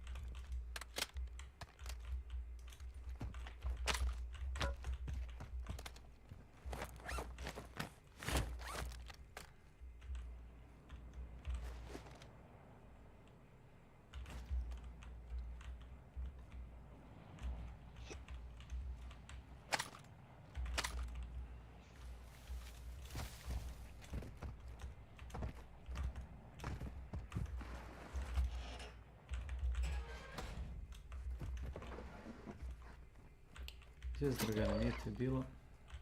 A? 300 godina. Tu sam svo vreme.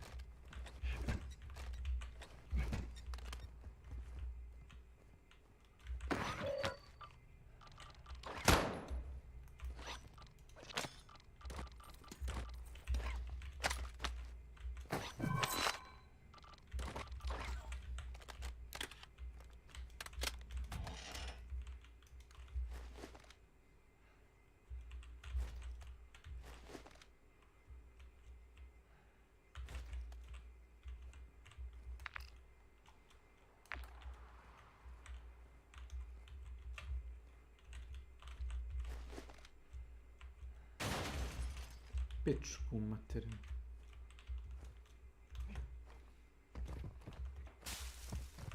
Completing contracts earns you cash to buy gear and upgrades.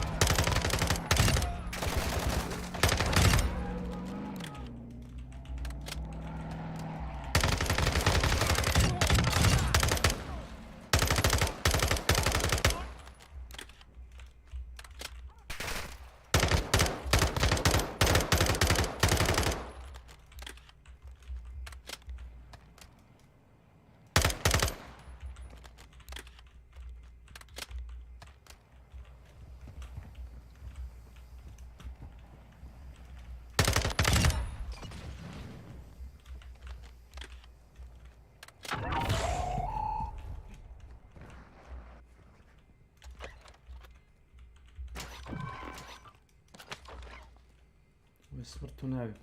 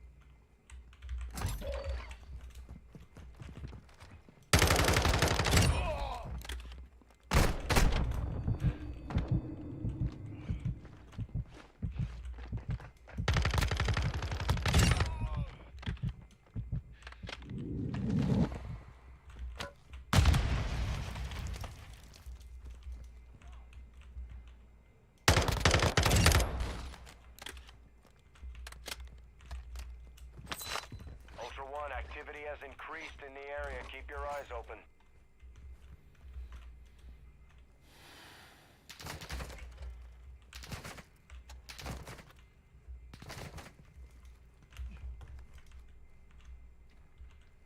Thagamincage.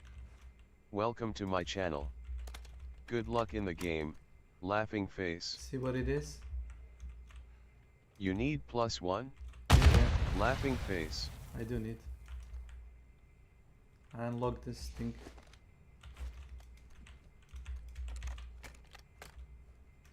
I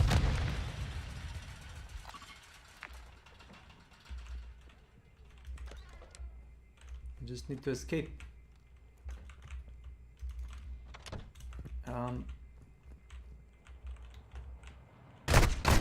Oh my lord.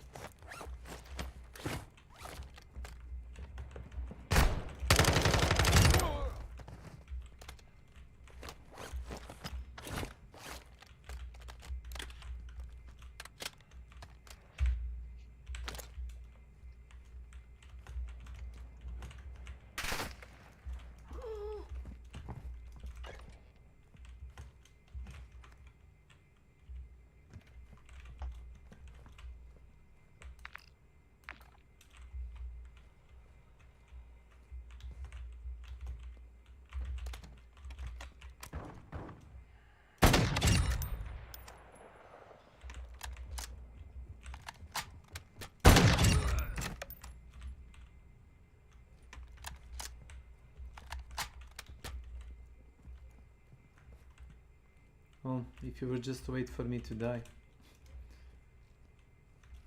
Oh, please don't let me be misunderstood.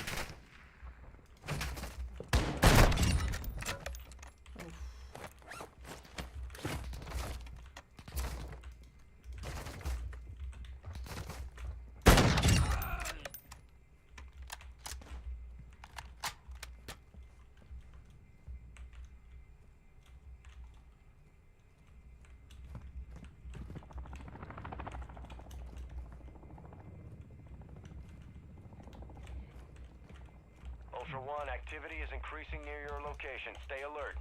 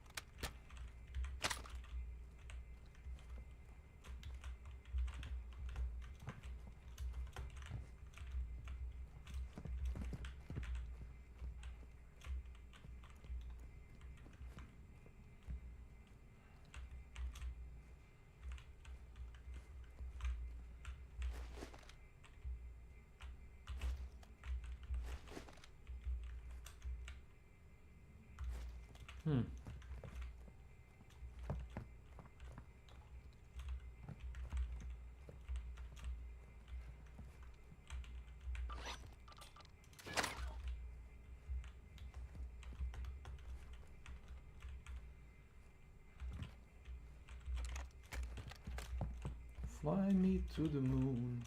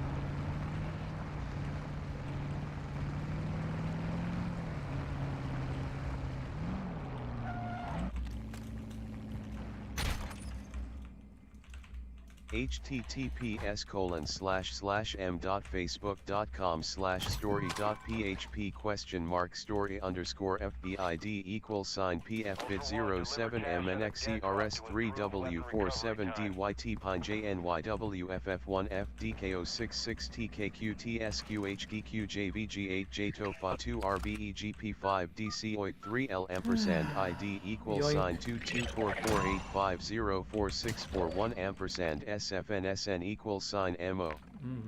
LUL. Funny meme I found LOL.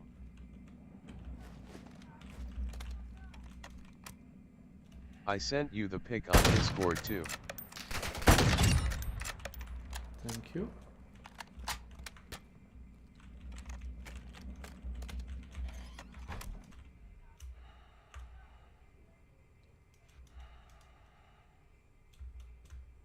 How did PPL vote that first?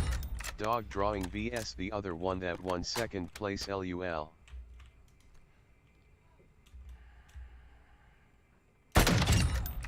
Oh, about the woman and police woman. There is also a thing on a 9gag. Must have been a special place voting or something. About shorties and like being nasty.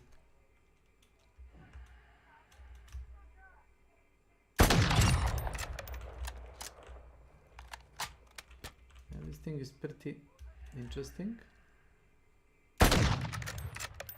Did you see memes LOL?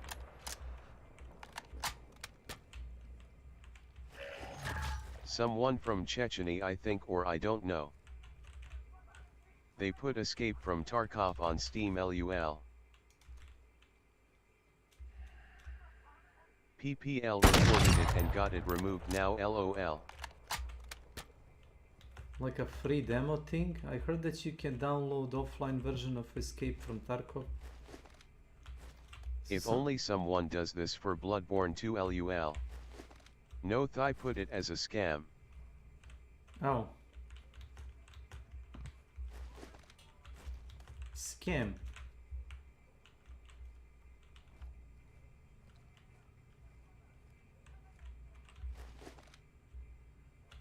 I think they put it as S-scam or meme, or to bring more awareness to Tarkov, to Steam users, laughing face, and slash, or to bring the real one on Steam sooner than later, smiley face. That could be it.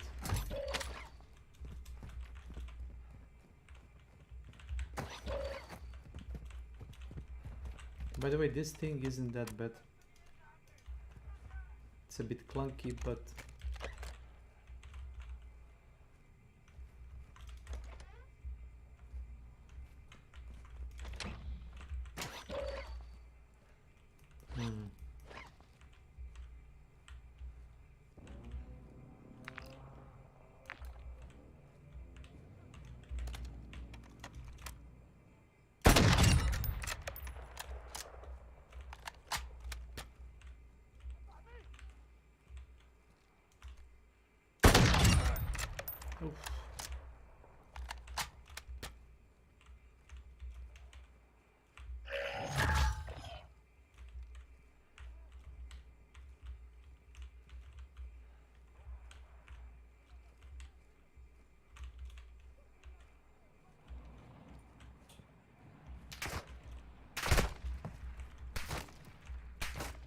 Mhm.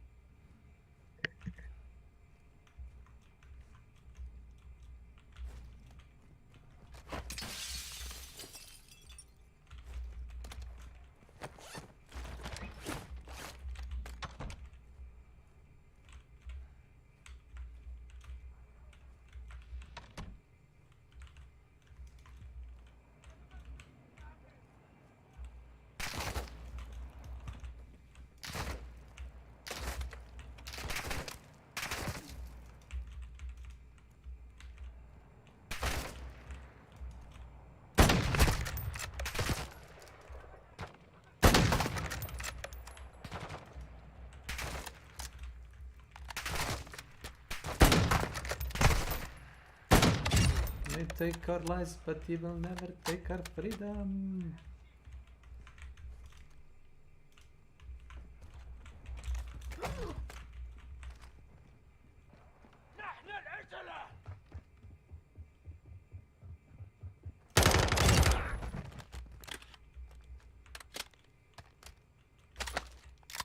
So much aggression. I see got like 50% more challenges weekly for hunt event LOL and like 11 hours to do it lel. We'll try rushing quick play fast some of them until you out of match in DMZ, laughing face. Well, if you turn on your screen, I'll guess I can wait for you. And just, you know, keep an eye on what you're doing.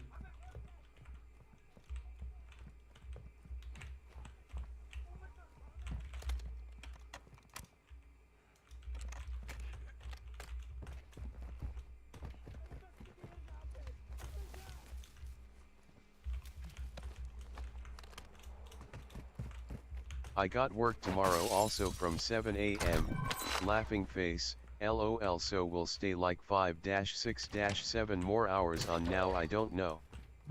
I did sleep most of the day today after night shift except when pizza came LOL. Yeah, I like the fact that you told me most of the time. So fresh, laughing face, Insta coffee here too GG.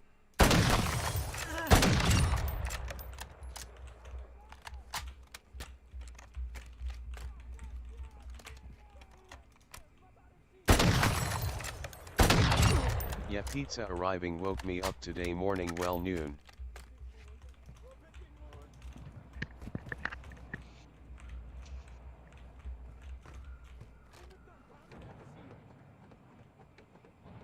I'm gonna get sniped. Yeah, that's fine.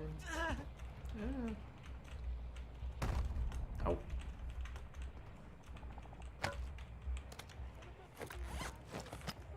Scooby Snacks LUL. Ultra One, the hostage is wearing an explosive vest. Defuse it before it detonates. Help me! Please!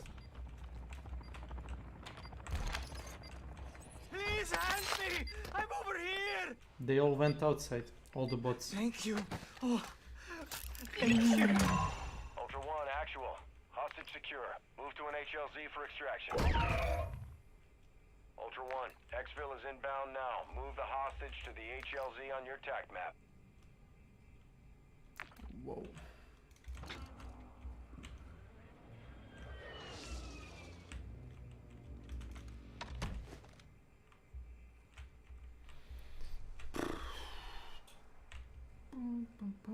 Now what's the pro extraction?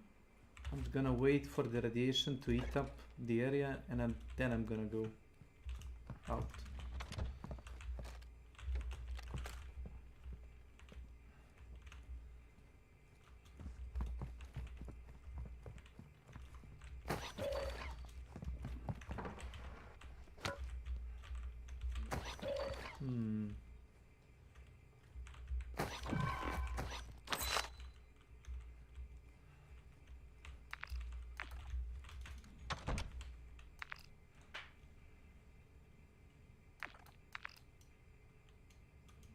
Oh lord. That's gonna take some time. Whole lot of precious time.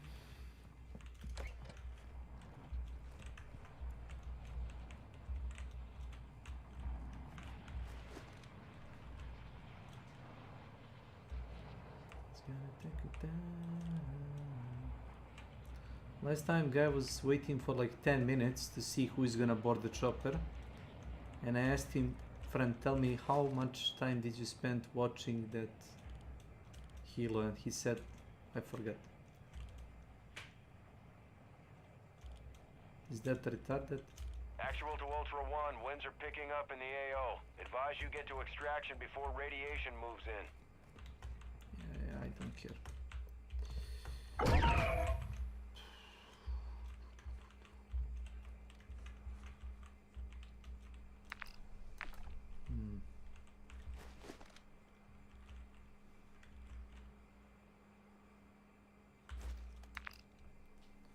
Shouldn't pass.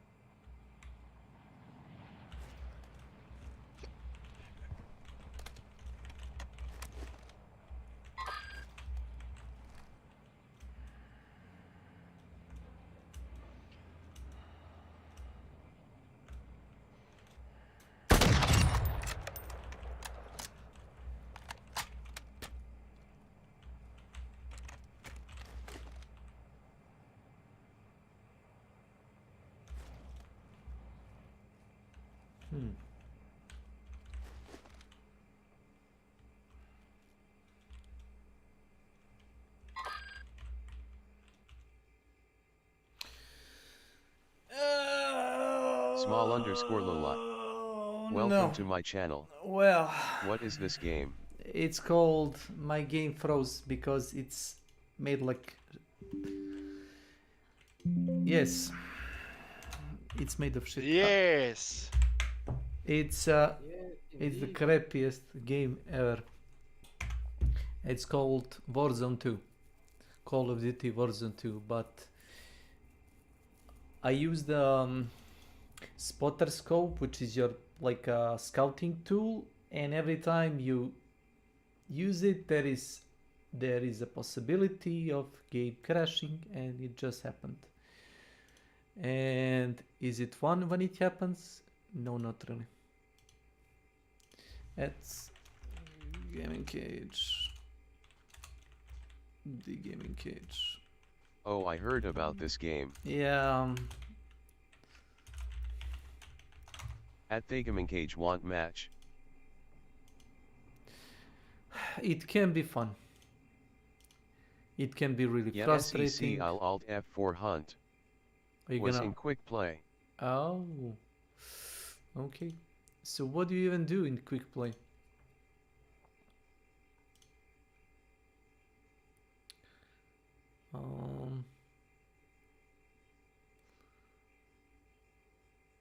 Oh yeah. Would you mind streaming? Let me change the voice room to my brother's. What is quick play? It's a thing in game called Hunt Showdown. It's like a game mode. It's like how would I explain it? Like how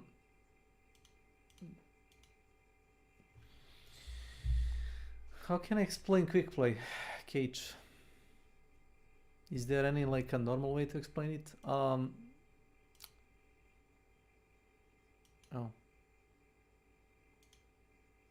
Free for all. Yeah. Just like that. 1v1. Instead of teams. Yes. Laughing face. Instead of playing like teams of 2 or 3 people, you're playing like each man for itself. And the game is called Hunt Showdown. And when it works fine, it's like fun Western themed shooter. When it's working like crap. A bigger party of more unfamiliar people LUL. Yes. Yes. Would you mind streaming, Cage, so I can actually see when you're pushing or what you are aiming at, so I can actually stream snipe you? You don't have to talk, I can just stream snipe you.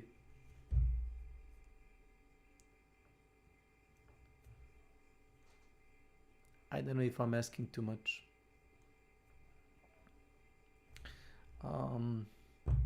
Hello game. And it's prone to jamming, you know, like this. I have 400 hours in the game. No, I don't want to run it in a safe mode. And there is like this lady, she uses like a legit cheats to get herself banned, so she can, I think she wants to raise awareness. Hello kid.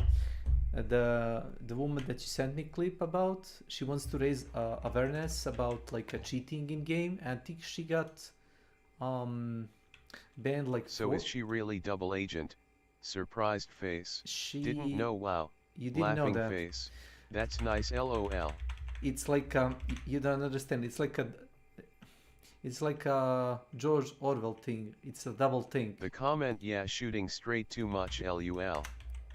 https://www.youtube.com/watch?mark v=tip_c_ug_rx_ha_ampersand_channel=calo f shame. Oh my lord. Yes. She wants to get banned. You guys play a lot of shooting games. Intentional. I play training for the real thing vs politicians LUL at small_loli joke OFC for legal reasons. No. It's not. UHHH. It's not like that. Okay. So, as I said, would you mind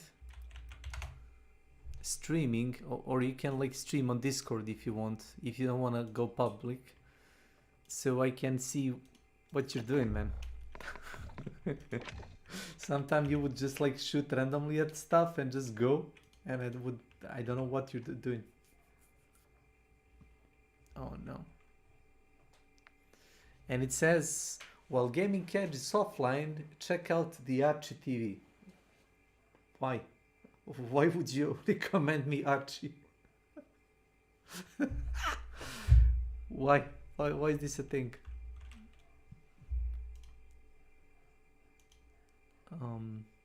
Yeah. I don't know, I haven't modified that list in years, I guess. Well, I don't have anything against him. He's just like a man-child. Does that make sense?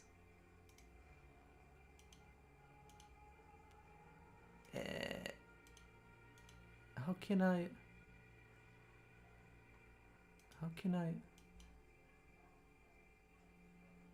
Okay. OMG, I can make Yogg's cast man sing. I mean, I mean, theoretically, yes. If that's gonna annoy Cage, I don't know. Okay, let me invite him. Yes. Yes. But you don't get to choose the song. Got him. How did I die? Oh yeah. My game crashed. That's how I died. So yeah, let me see the missions that you wanna do. What new? That's not fair. Yeah, I know. You can choose to redeem a song. So what do you need? You need that from above, or let me say what's doable. So White Lotus, we can try. No, that from Bombing Run. Let me see Bombing Run.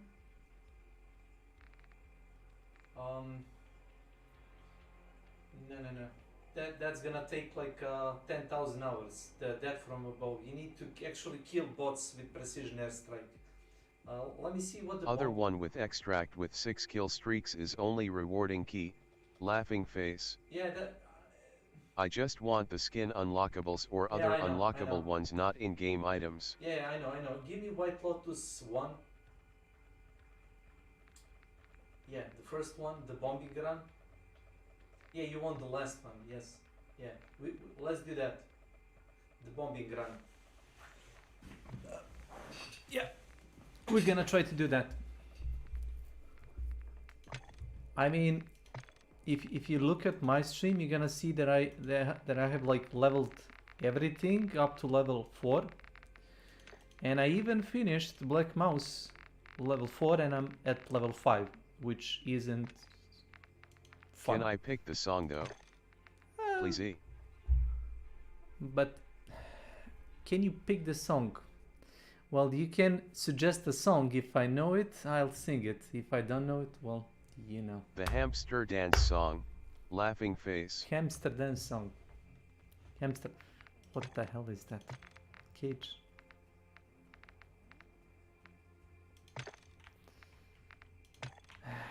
Let me see.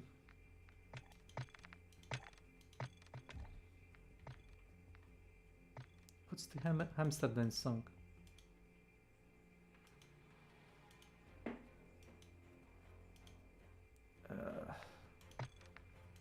Was joking, yep.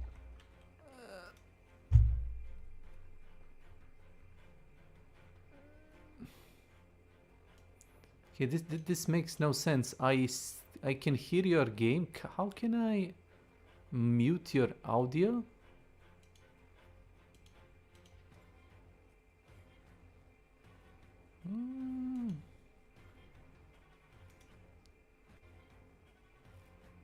Not disable.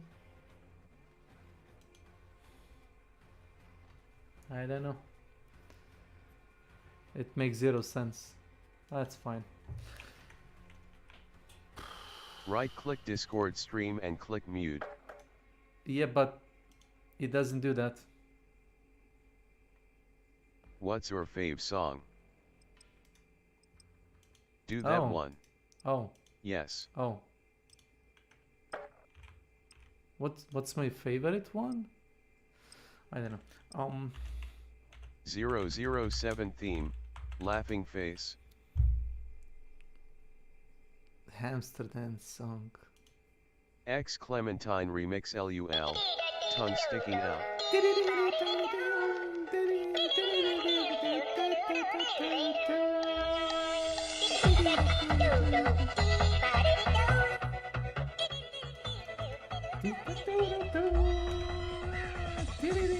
we go.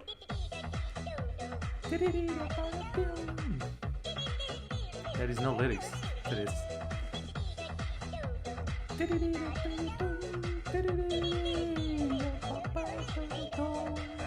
I know it was a joke. It does have lyrics though. Tongue sticking out. XDDDD.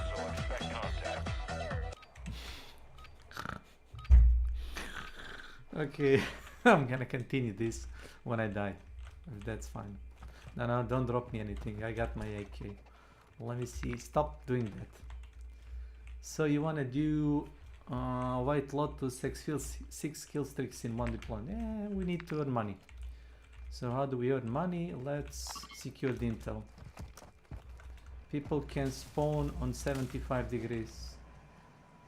75 degrees looks clear. It doesn't have to be, but looks clear.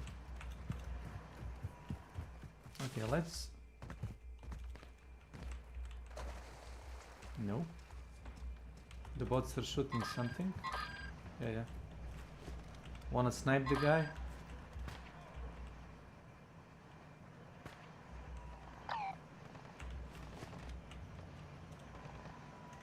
Ultra One, activity has Got him. increased in the area. Keep your eyes open.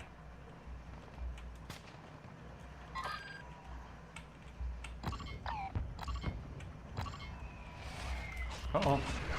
Bombardment.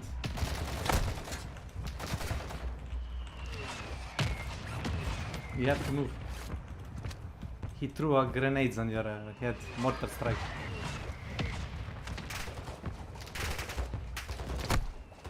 Took a poxy shot.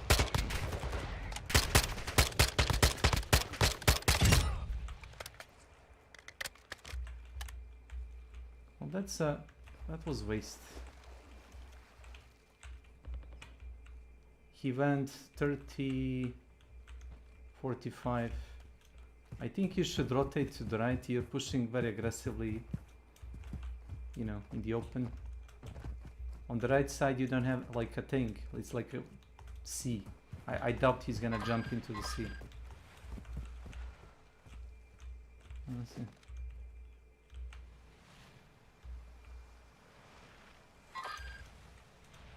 There he is. I tagged him.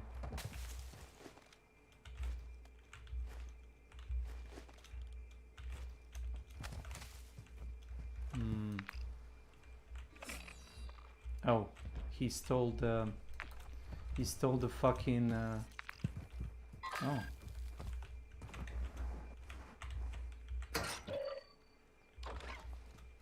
There is somebody in the bay also. Yeah, that's a solo. And we got a team on the right. Yeah, he can, but he ran away. So he's like 200 meters northwest.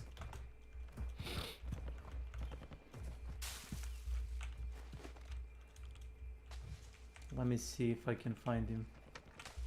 If that was him, he ran away to the cemetery. And the bots are shooting toward the players. Let's do the bombing. Come, follow me. Yeah, I know, but do you want to do the thing? Or do you know, do you not want to do the thing?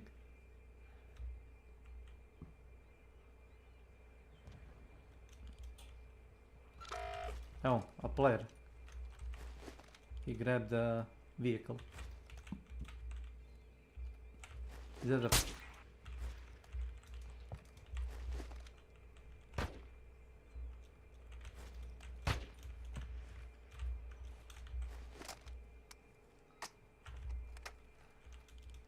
players right there, 180 meters northeast.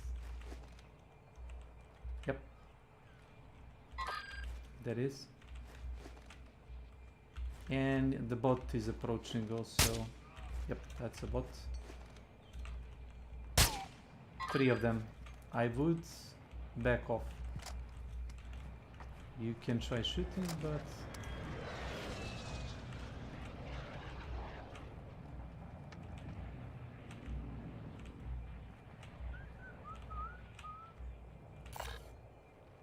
yeah, I see. Player. Yeah, it happens when the players start doing shenanigans, you know. I see.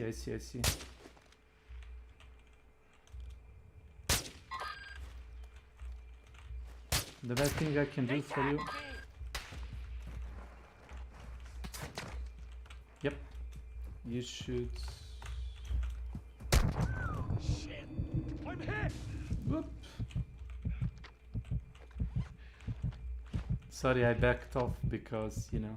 Oh, they're pushing us. I tagged him, so I see they're pushing us. Dive in and swim to the Bagra fortress. Trust me. Oh yeah.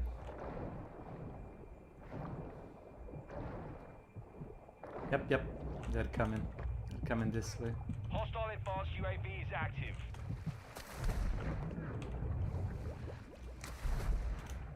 Yep.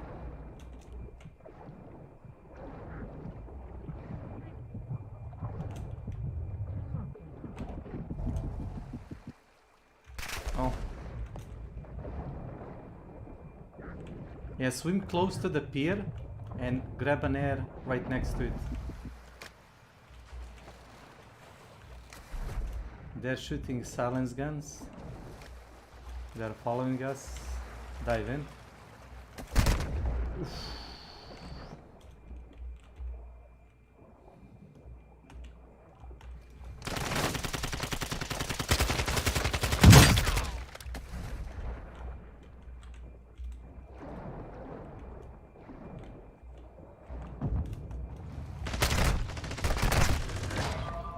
I broke his triplate. The only reason they killed us LOL, he trash talking. No, he can trash talk all that he wants. He had the 3-plate armor, which means you need to like break that and then you can shoot him. You know? He said 3-letter word that can get him nice ban lols. I don't care. That's why I turned off voice chat. Because people, this is a free game, so people invest 0 money and they can trash talk all they want. Yeah, he said the suicide trash talk flow. I don't care. Yeah, I guess he can make new ACC. Yeah, so why would I listen to him?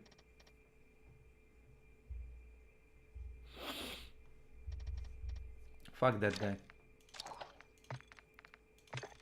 Sorry for being rude, but you know. Okay. Time for free guns. Yeah, I messed up the snipes. LOL. I got a coffee up more. Sorry. No. Laughing face. No, you didn't mess anything. I did break armor off some previous 1 to 2 players. No. You didn't mess anything. Like you had like if like we had the same chances, you know, as them. If the field was leveled, if we had like crisis bio nano armor, maximum armor, yep. Yeah, they had like a maximum armor, and what can you do? What can you do? Nothing. You can just try like me while he was shooting. Claymores, how much does one damage their armor / HP? If you can. Laughing face. If you can, I don't know. If he has like a trait. That is like a trait which reduces the explosive damage, and that's one of the traits you've... Oh yeah, battle hardened. Yeah. Forgot name of it. Yeah, you get that one, and you take less damage from explosions. And I once saw like a guy tripping like explosive, and I went to push him. I eat shrapnel on bread, LUL. And it does nothing. Got ketchup with that claymore. LUL. Yeah, more ketchup for that claymore. I don't care.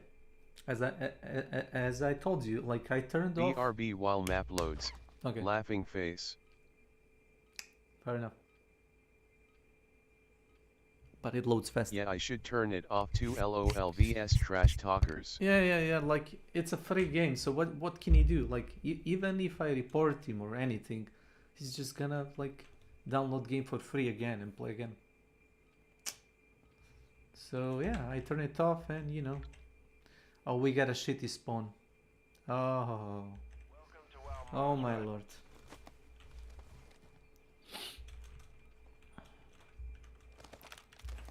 Let me see. Give me contracts.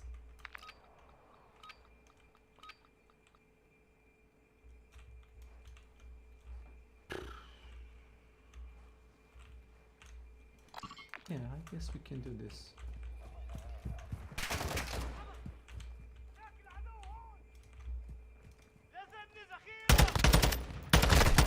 Taking effective fire.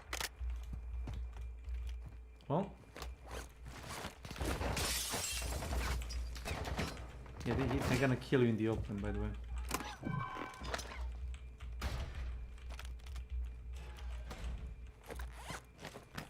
Well... Ah!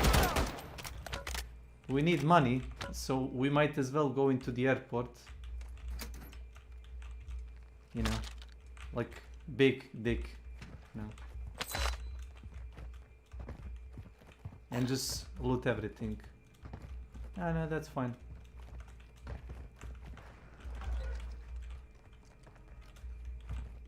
I don't do this like often, you know, getting cocky in the airport, but I guess if I have somebody to watch my back. Oh my lord. Oof, oof, oof, oof, oof, oof. Took a poxy shot.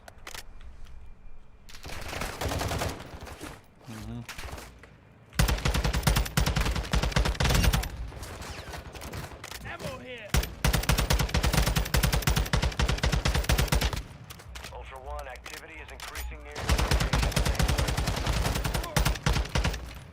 Somebody's gonna snipe us.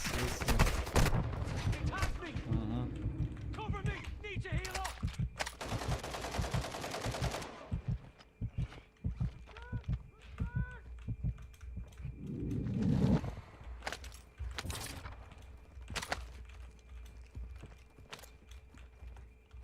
Push inside.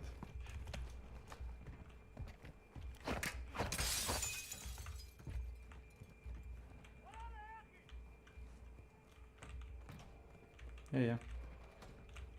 That shortcut made absolutely no sense. I think the bots are dying, by the way. Yeah, you only need one. I think I hear bots dying. Yep. No, players. Watch it, players.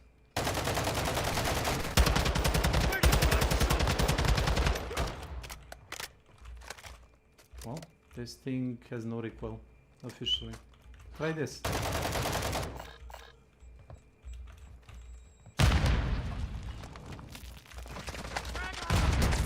Taking effective fire. No. He's here. Fuck me. In front of me. Wow. Wow. They come from like 10 different directions. Yeah, like 3 people. That's not even 2 people, like 3 people. Yeah, 2 teams. From what I think, that was like 2 teams. And we destroyed that guy. I don't know what he was. We got Piper parried LUL, yep. Well, don't stress, the airport We did scare the RN out of the first one. Laughing face. Listen, the airport is like a really scary place. You know? So don't worry. You just need a gun, box of bullets, and I guess I have like a lot of guns lying around. I got free guns now, LOL. You got free guns. Give me a free guns. That's a nice skin. No, I got 3 of these. I killed Solo 3 or 4 times. I killed Chemist and I extracted with his gun. And I stashed them, you know, for the times like this. I'll give you this. It has a grenade launcher for the times that you need to blow shit up, and it has a 60 bullets mag, I think. And I'll trade you my gun for your rifle. Is that okay? I hope I'll find some GLS underbarrel in Tarkov, LOL. Seems mega fun. Laughing face. But low ergonomics, I think Moriso with silencer, LUL. When you're saying ergonomics, you mean like you maneuver slower? Like that? Would be funny if Nikita would do collab with their enemy DMZ COD makers. Yeah. So we have DLC to buy ghost masks and stuff, LUL. CPT price skin, LUL. Laughing face. and voice line. Yeah, keep dreaming. Keep smoking that dream pipe. We do have Boonie Hat in Tarkov. Laughing face. Okay. Well, I mean, it would be mutual advertising both games, yeah? I know, but tongue sticking out. Nobody does and that. showing they got no beef LUL even if they do LUL. Take this. Yeah, take it. That's a trash. Okay. Oh, here is ammo. That's a... Yeah, take that. Take all of that. Yeah, you're gonna need it.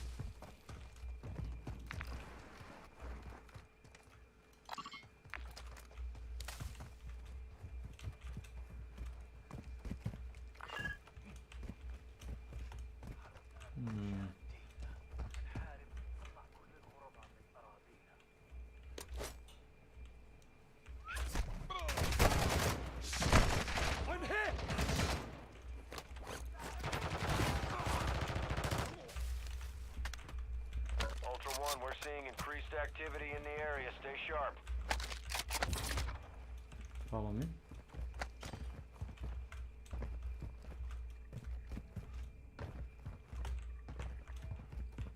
Okay, what you wanna do when you spawn here? You wanna loot all of these what are they called, like warehouses? Because you can find either 2 plates or you can find a medium backpack. What? Somebody can come and kill him, I guess. Yeah, take this. Oh, well, we have it.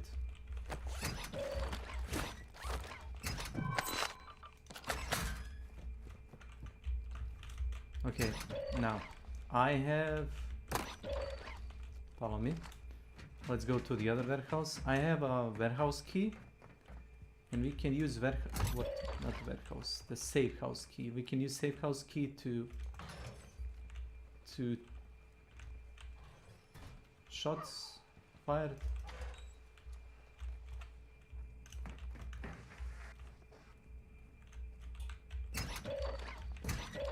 I think somebody shoot at east 105.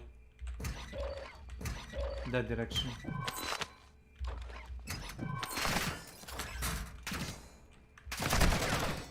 But probably yeah, that's it. Yeah, one more.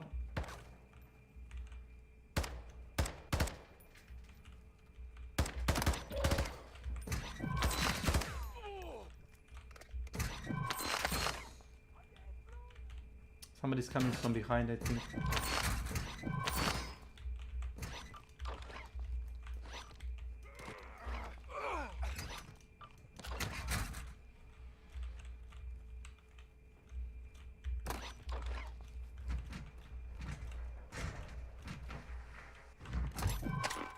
Oh, wow, take this cage.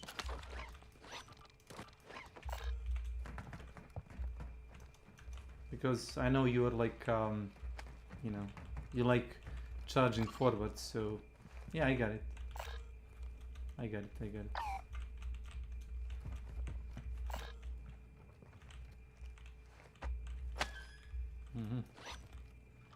Okay. I hear shots, 105 I think. Yeah, we got 2 warehouses. Safe houses, whatever. Maybe somebody's attacking them, you wanna approach.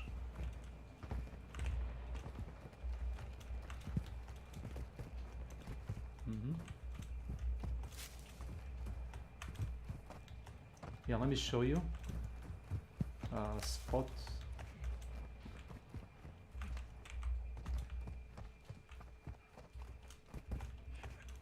I wanted to unlock that. There is like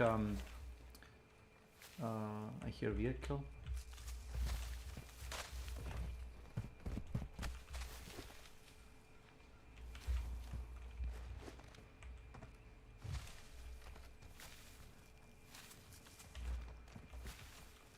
Yeah, this location isn't that bad. You don't even have to go all the way to the top. That's a bot. Yep, that's a bot.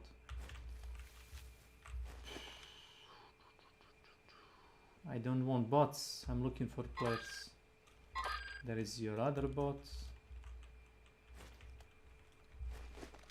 You can take him out if you want. That thing is silenced, so you know. Okay, let's go. Let's try.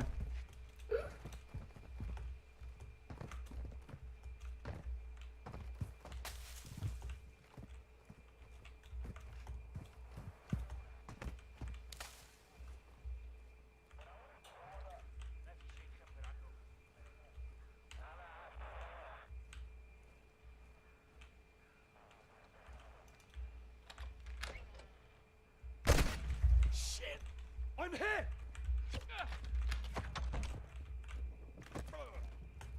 Yeah, somebody raided this, by the way.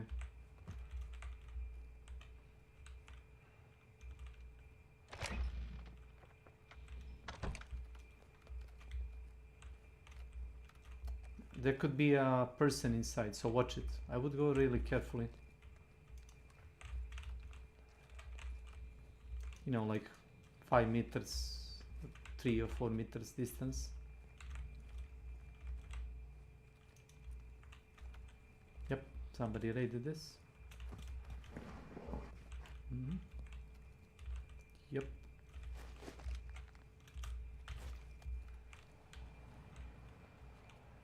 There is a left safe house also.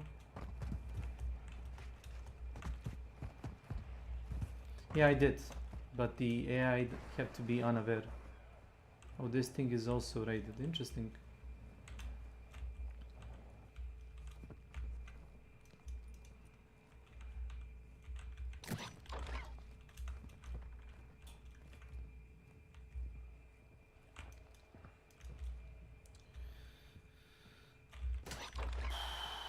Yeah, somebody cleaned this place like 100%.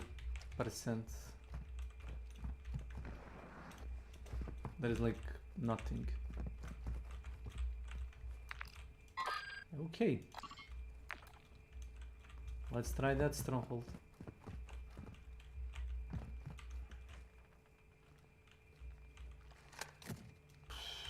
It's they're different things. C4 is the lethal equipment, Flash is what's it called? Tactical. So they're separate things. Do we have a car? Yeah, let's drive that shit. Come. No. I'm full. Let's go. Let's grab the contract with a fucking vehicle. Let's go.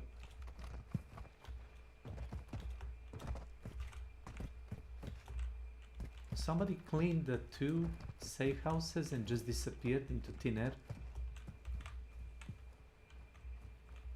I'm confused.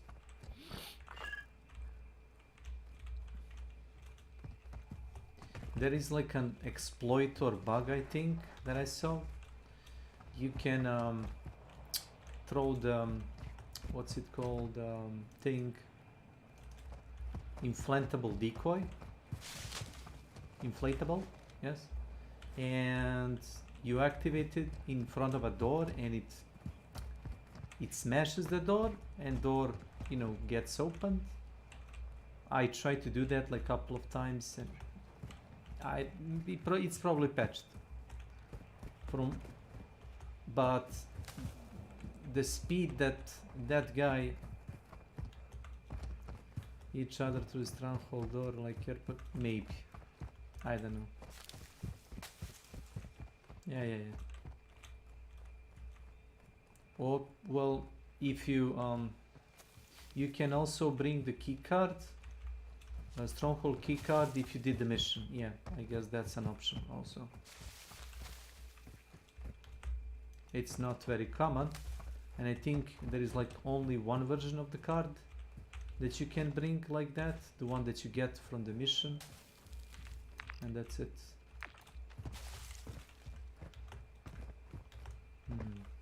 Ultra One, actual. You're approaching the objective now. Vehicle is located in the warehouse building. You're cleared hot on any threats in the area. No, no, I'm full. I'm full. Thank you.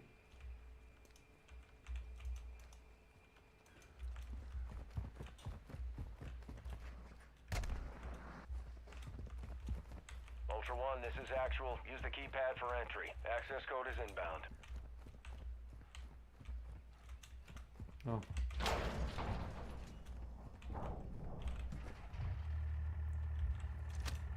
Ultra One, vehicle secure. Extract point is marked on your TAC map. Now get moving. Come.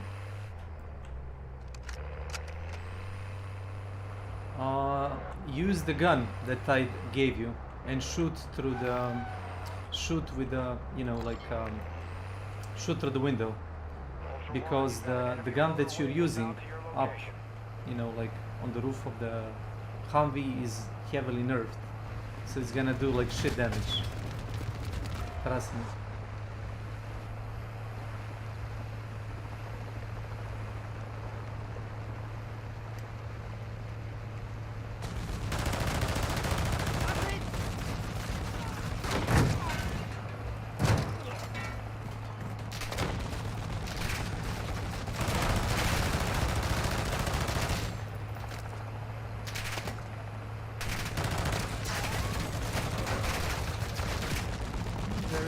Chance the bots will kill you. Yeah, there is that. Vehicle with the players behind us.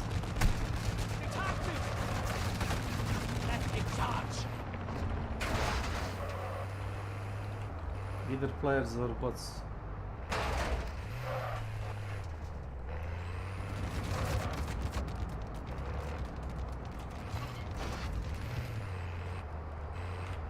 What the fuck, man?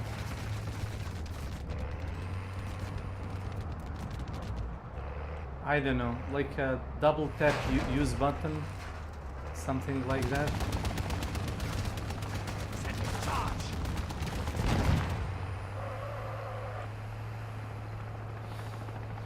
I think you're gonna kill us.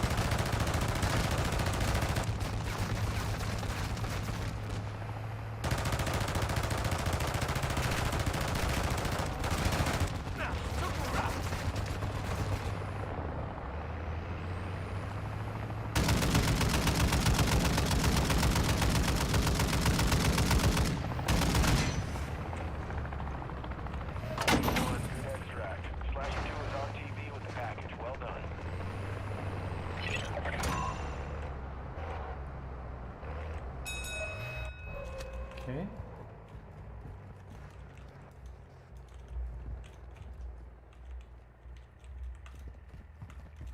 Exactly.